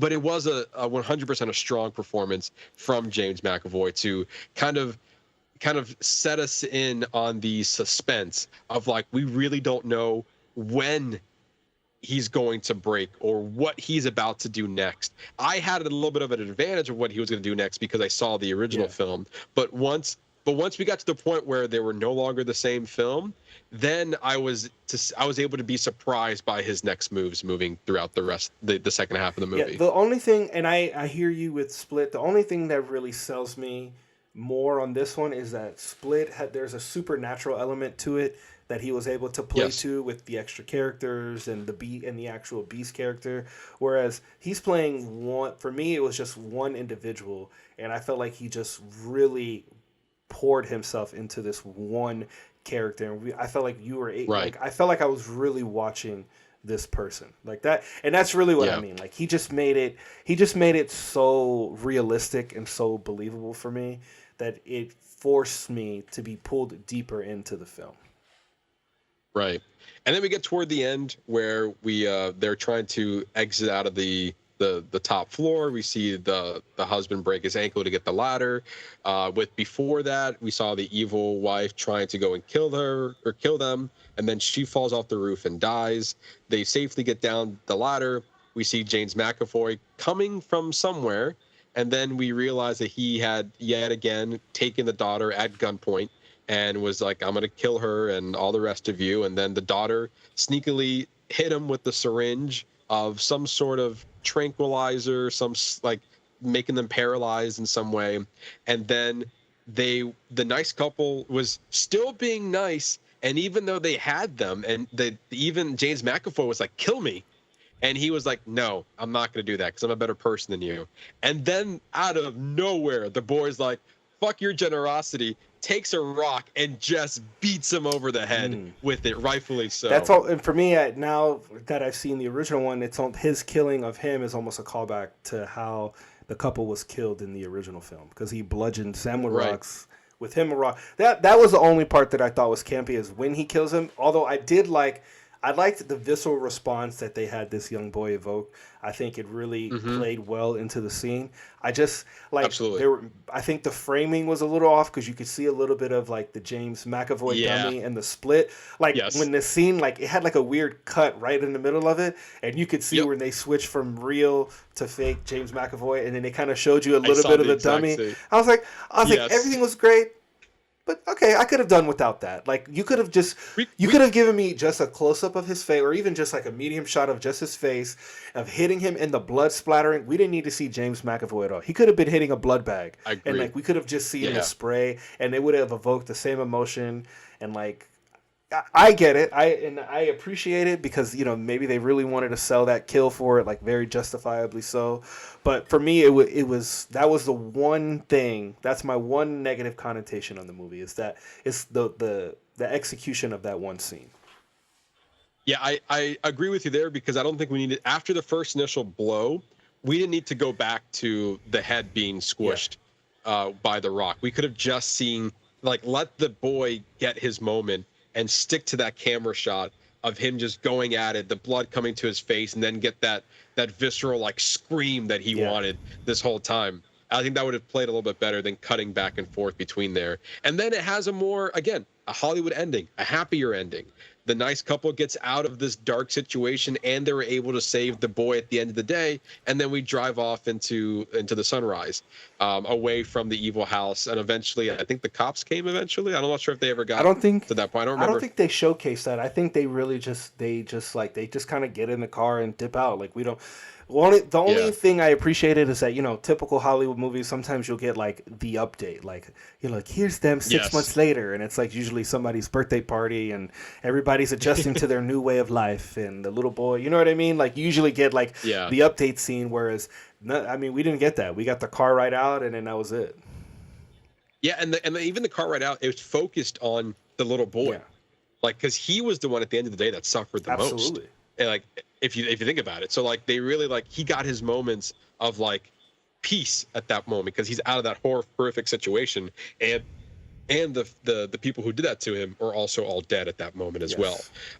But let's as we wrap this up, like talk about the different approaches to this ending. We have one that was very bleak and horrific, and the other one that was very like kind of a happy ending in a way, but like a horror thriller happy ending where it's very Hollywood and our heroes made it out, as opposed to the Danish film where it was a very, very horrific, sad ending where our heroes more or less did not make it out, and the die, and evil wins. And even going along the title, "Speak No Evil," like the rotation just continues to go in that movie. Like I think the way that they ended it was vastly different. Obviously, I think it was an interesting move for the American version not to do with the Danish film. See, but I think it plays. I actually appreciate it because I think it plays well for you to you can appreciate both movies for the different endings. Like you can look at both movies and you're gonna have a completely different experience. There are a lot of elements that are gonna be similar, but the most important, which is like how the story ends, like you get a different feeling when you leave it. Like his is a take on Danish compliance, whereas ours is that Americans, like, clearly we're compliant up to a certain point. Right. That otherwise, like, shit's gonna start going down, which is what happened. And I think it was smart for them to do that because I don't think the Danish film would have played if we had done the Danish ending like that. I don't know if it would have played the same way out. Maybe it could have, but I don't think. I think it would have. I don't think I would feel as strong about it as I did walking out with it. I was completely fine with that, but with the ending they gave us, and I maybe because I saw the new one first, because that's about to say probably what it is, because like I really enjoyed it, like the subtle creepiness that was in it, which I actually felt was a little bit stronger in the original film, because even in Italy, you don't see who he is, but you get little hints, like, he goes out to the balcony and he sees someone standing out in the hall, in like the courtyard across the way, which we assume to be him. The bathroom scene when she's in the shower. We technically never found out or even explored who or what that was, which we assume, which was the evil dad, the evil man who lived in the house. I felt like there was when they're having sex and he's like in the mirror and he's just like creepily watching them and then walks away and then leads to them being naked with their daughter. Not that I would ever be put in this situation, but if my wife woke me up and said, "Hey, your daughter is asleep naked to some man," that would have been the end of the movie, because I'd have killed him. I literally, that's the end of the movie. Speak no evil, bitch, I'll kill you. Yeah. You don't touch my baby girl. Like that's what would have happened. Like it would have been the end of the movie for him. Right there. Yeah. I'd have threw him out the window. Yeah, I just find, because what's interesting is that when you went into the Danish film already seeing the American version, and I went into the American version already seeing the Danish film, and I felt like that, like as I'm watching the ending of the American version, I'm like, this is so Hollywood, this is so different, this is so not what the original was, and it took a complete left turn, and so I couldn't help but to think is like, wow, like coming out of that movie, like this one had something to say, to your point about the Danish compliancy. Like it was that message through and through. For this one to not be something similar, it was to a certain point, but then it turned to a very like thriller, psycho killer, hero at the end of the day type of deal. I almost prefer the original ending from the Danish film because it gave me more to think about, where I feel like in the American version, it was like, well, this is the end of the story, and there's not much to dwell on after the fact. Yeah. In a way. I see that. I 100% see that. I think I appreciate the story. What's the best way to say it? I appreciate what the original one did, and it does give you, like, when you walk out of that movie, you go, damn, I need to like think about how nice I am to people and make sure I'm not going to be, taken advantage of, make sure people don't take advantage of you. And you get that same feeling from the second one, but the first one is such more of a visceral response because of such a bleak ending. Because even, I knew most of it. When we got to the end, I was like, oh God. I was like, oh my God. Oh, they're going to die. Oh, they're going to do it? Oh no, they're going to get the little girl's going to, how's she going to get away? Nope, she does not get away. And then we drive out to that little field and I go, all right, what is going to happen in the car? Are they gonna fight him? Like, he gonna take control of the wheels? Like, we already know we're gonna heading to die anyway, so let's all die together. Like, if that's what's gonna go down, then let's Right. all go down together. Like, I'm not gonna go out. See, but that's me as an American, my American Yes. brain viewing the film. Like, that's where I'm taking it. Like, what are you doing? Like, we're screaming at the screen. Like, what are you doing? Like, take advantage. You need to take control. Like, what is happening? And then literally none of that happens, and then you watch these people get bludgeoned to death horrifically. Yeah. And I'll even say the sound design on that was really top notch, because you can, like, you really, like, they're just randomly talking and they're so quiet, and then you just hear wham, like, she just gets nailed with this rock right in the Yeah. side of the head. And then it's just one after the other. And then as they're laying there, you pull out to this wide shot and you see him pick up this massive boulder and just chuck it right into the ravine. They're almost like playing a game, like, oh, let's see how Yeah. many times you can hit those bodies down there with these rocks until they stop twitching. And it's crazy again, because I feel like that meaning, that phrase is like, why are you doing this? Because you let us.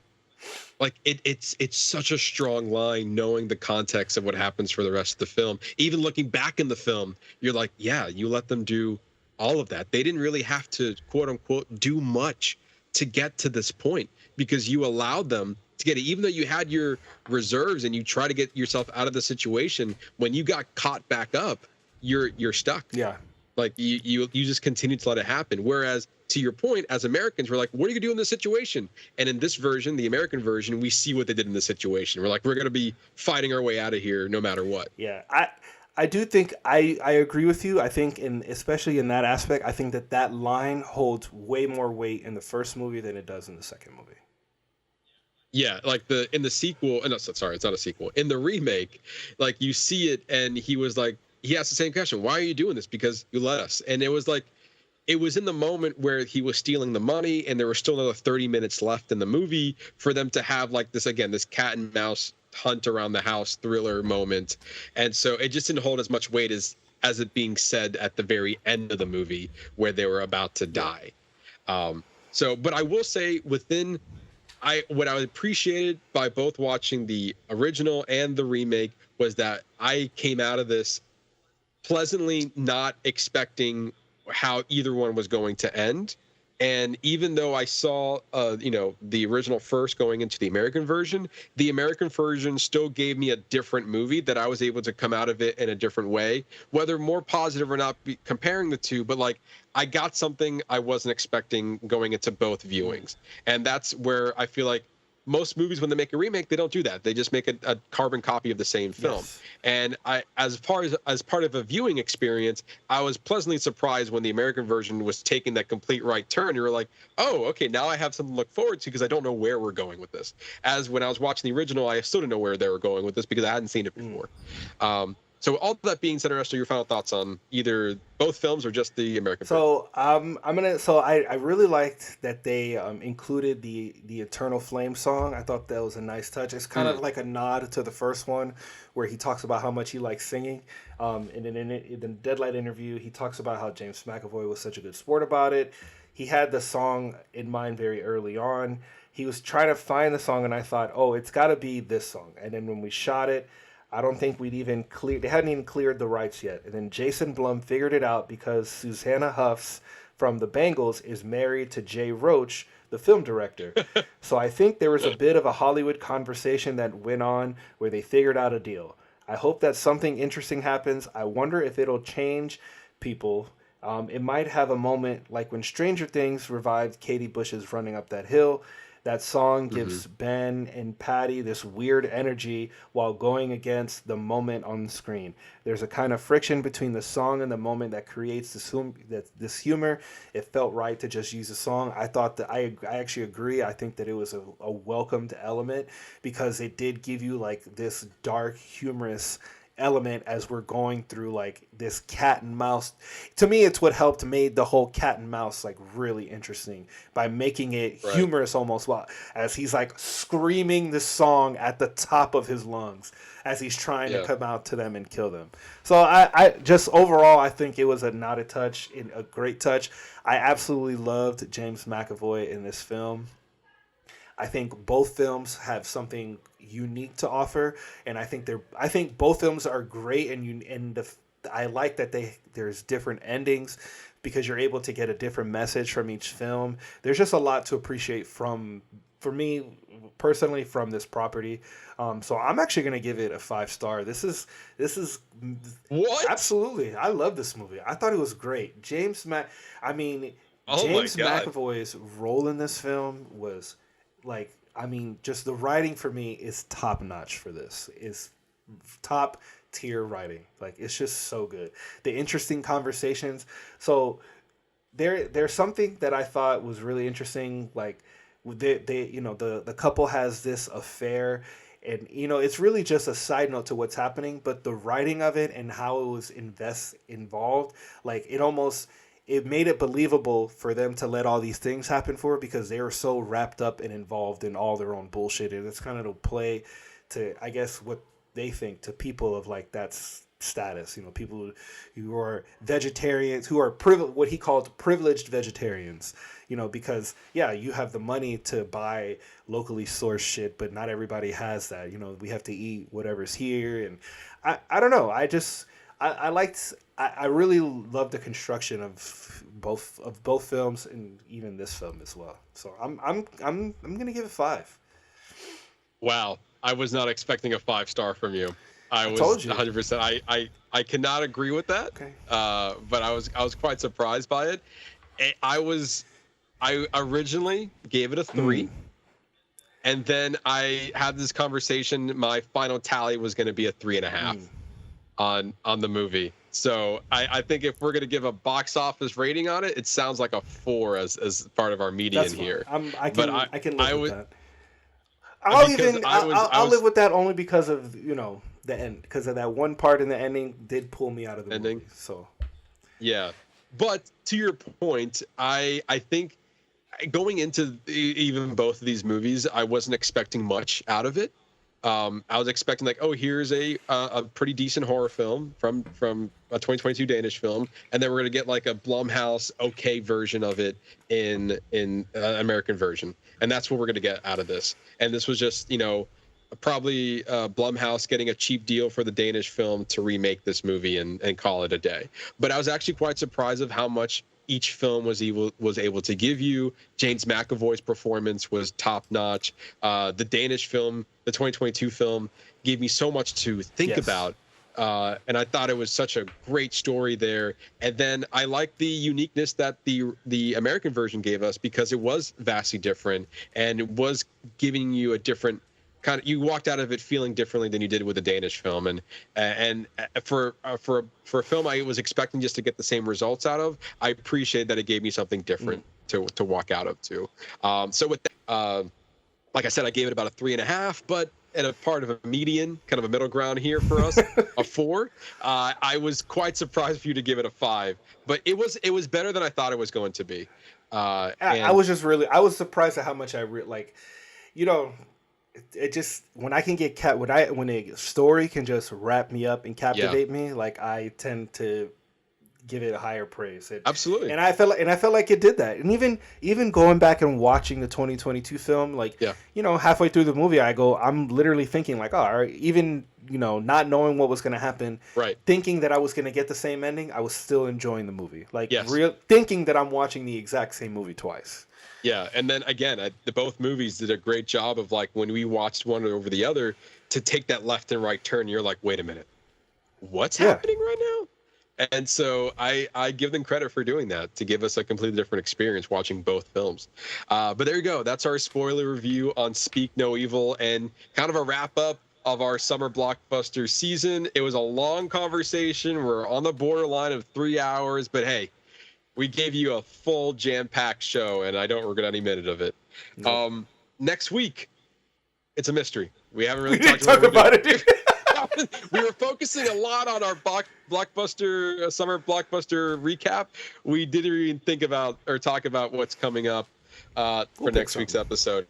As always, there's something. We got something for you guys. So come back next week. We're going to be reviewing something. It'll be a surprise for the both of us. But when you see that episode title up there, you know what it is because it says it on there. But if you want more from us, you can always follow us on our social media channels on Facebook, YouTube, and TikTok at Box Office Bingers, our X and Letterboxd page at Box Office Binger, and our Instagram at Thread page at Box Office_Bingers. We'll post all of our reviews, our movie showdown Mondays, our new to stream Fridays, all the news, all the good stuff, all the fun entertainment, movie, TV stuff is going to be all over there, sprinkled throughout our social media channels. Our reviews can be found on our Letterboxd page. The fun reels that we put together, little snippets of these episodes, are found on our Facebook, our YouTube, our TikTok, our Instagram page. It's all there. The movie fun continues on our social media channels, so be sure to follow us there if you're not already. Any follow from any one of those platforms are really much appreciated. Well, I thank each and every one of you for listening to us talk for nearly 3 hours about the Emmys, the blockbuster recap, our in-depth review on Speak No Evil. It's a lot of fun. We keep doing this. We're on episode 233 right now. We're no signs of stopping. So for those who stick around to the end, we really do appreciate you listening to us just talk about movies. Really do appreciate it. Come back next week for more movie fun. You're not going to regret it. And for that, I've been your host, Matt Diaz. Been Ernesto Santos. See ya.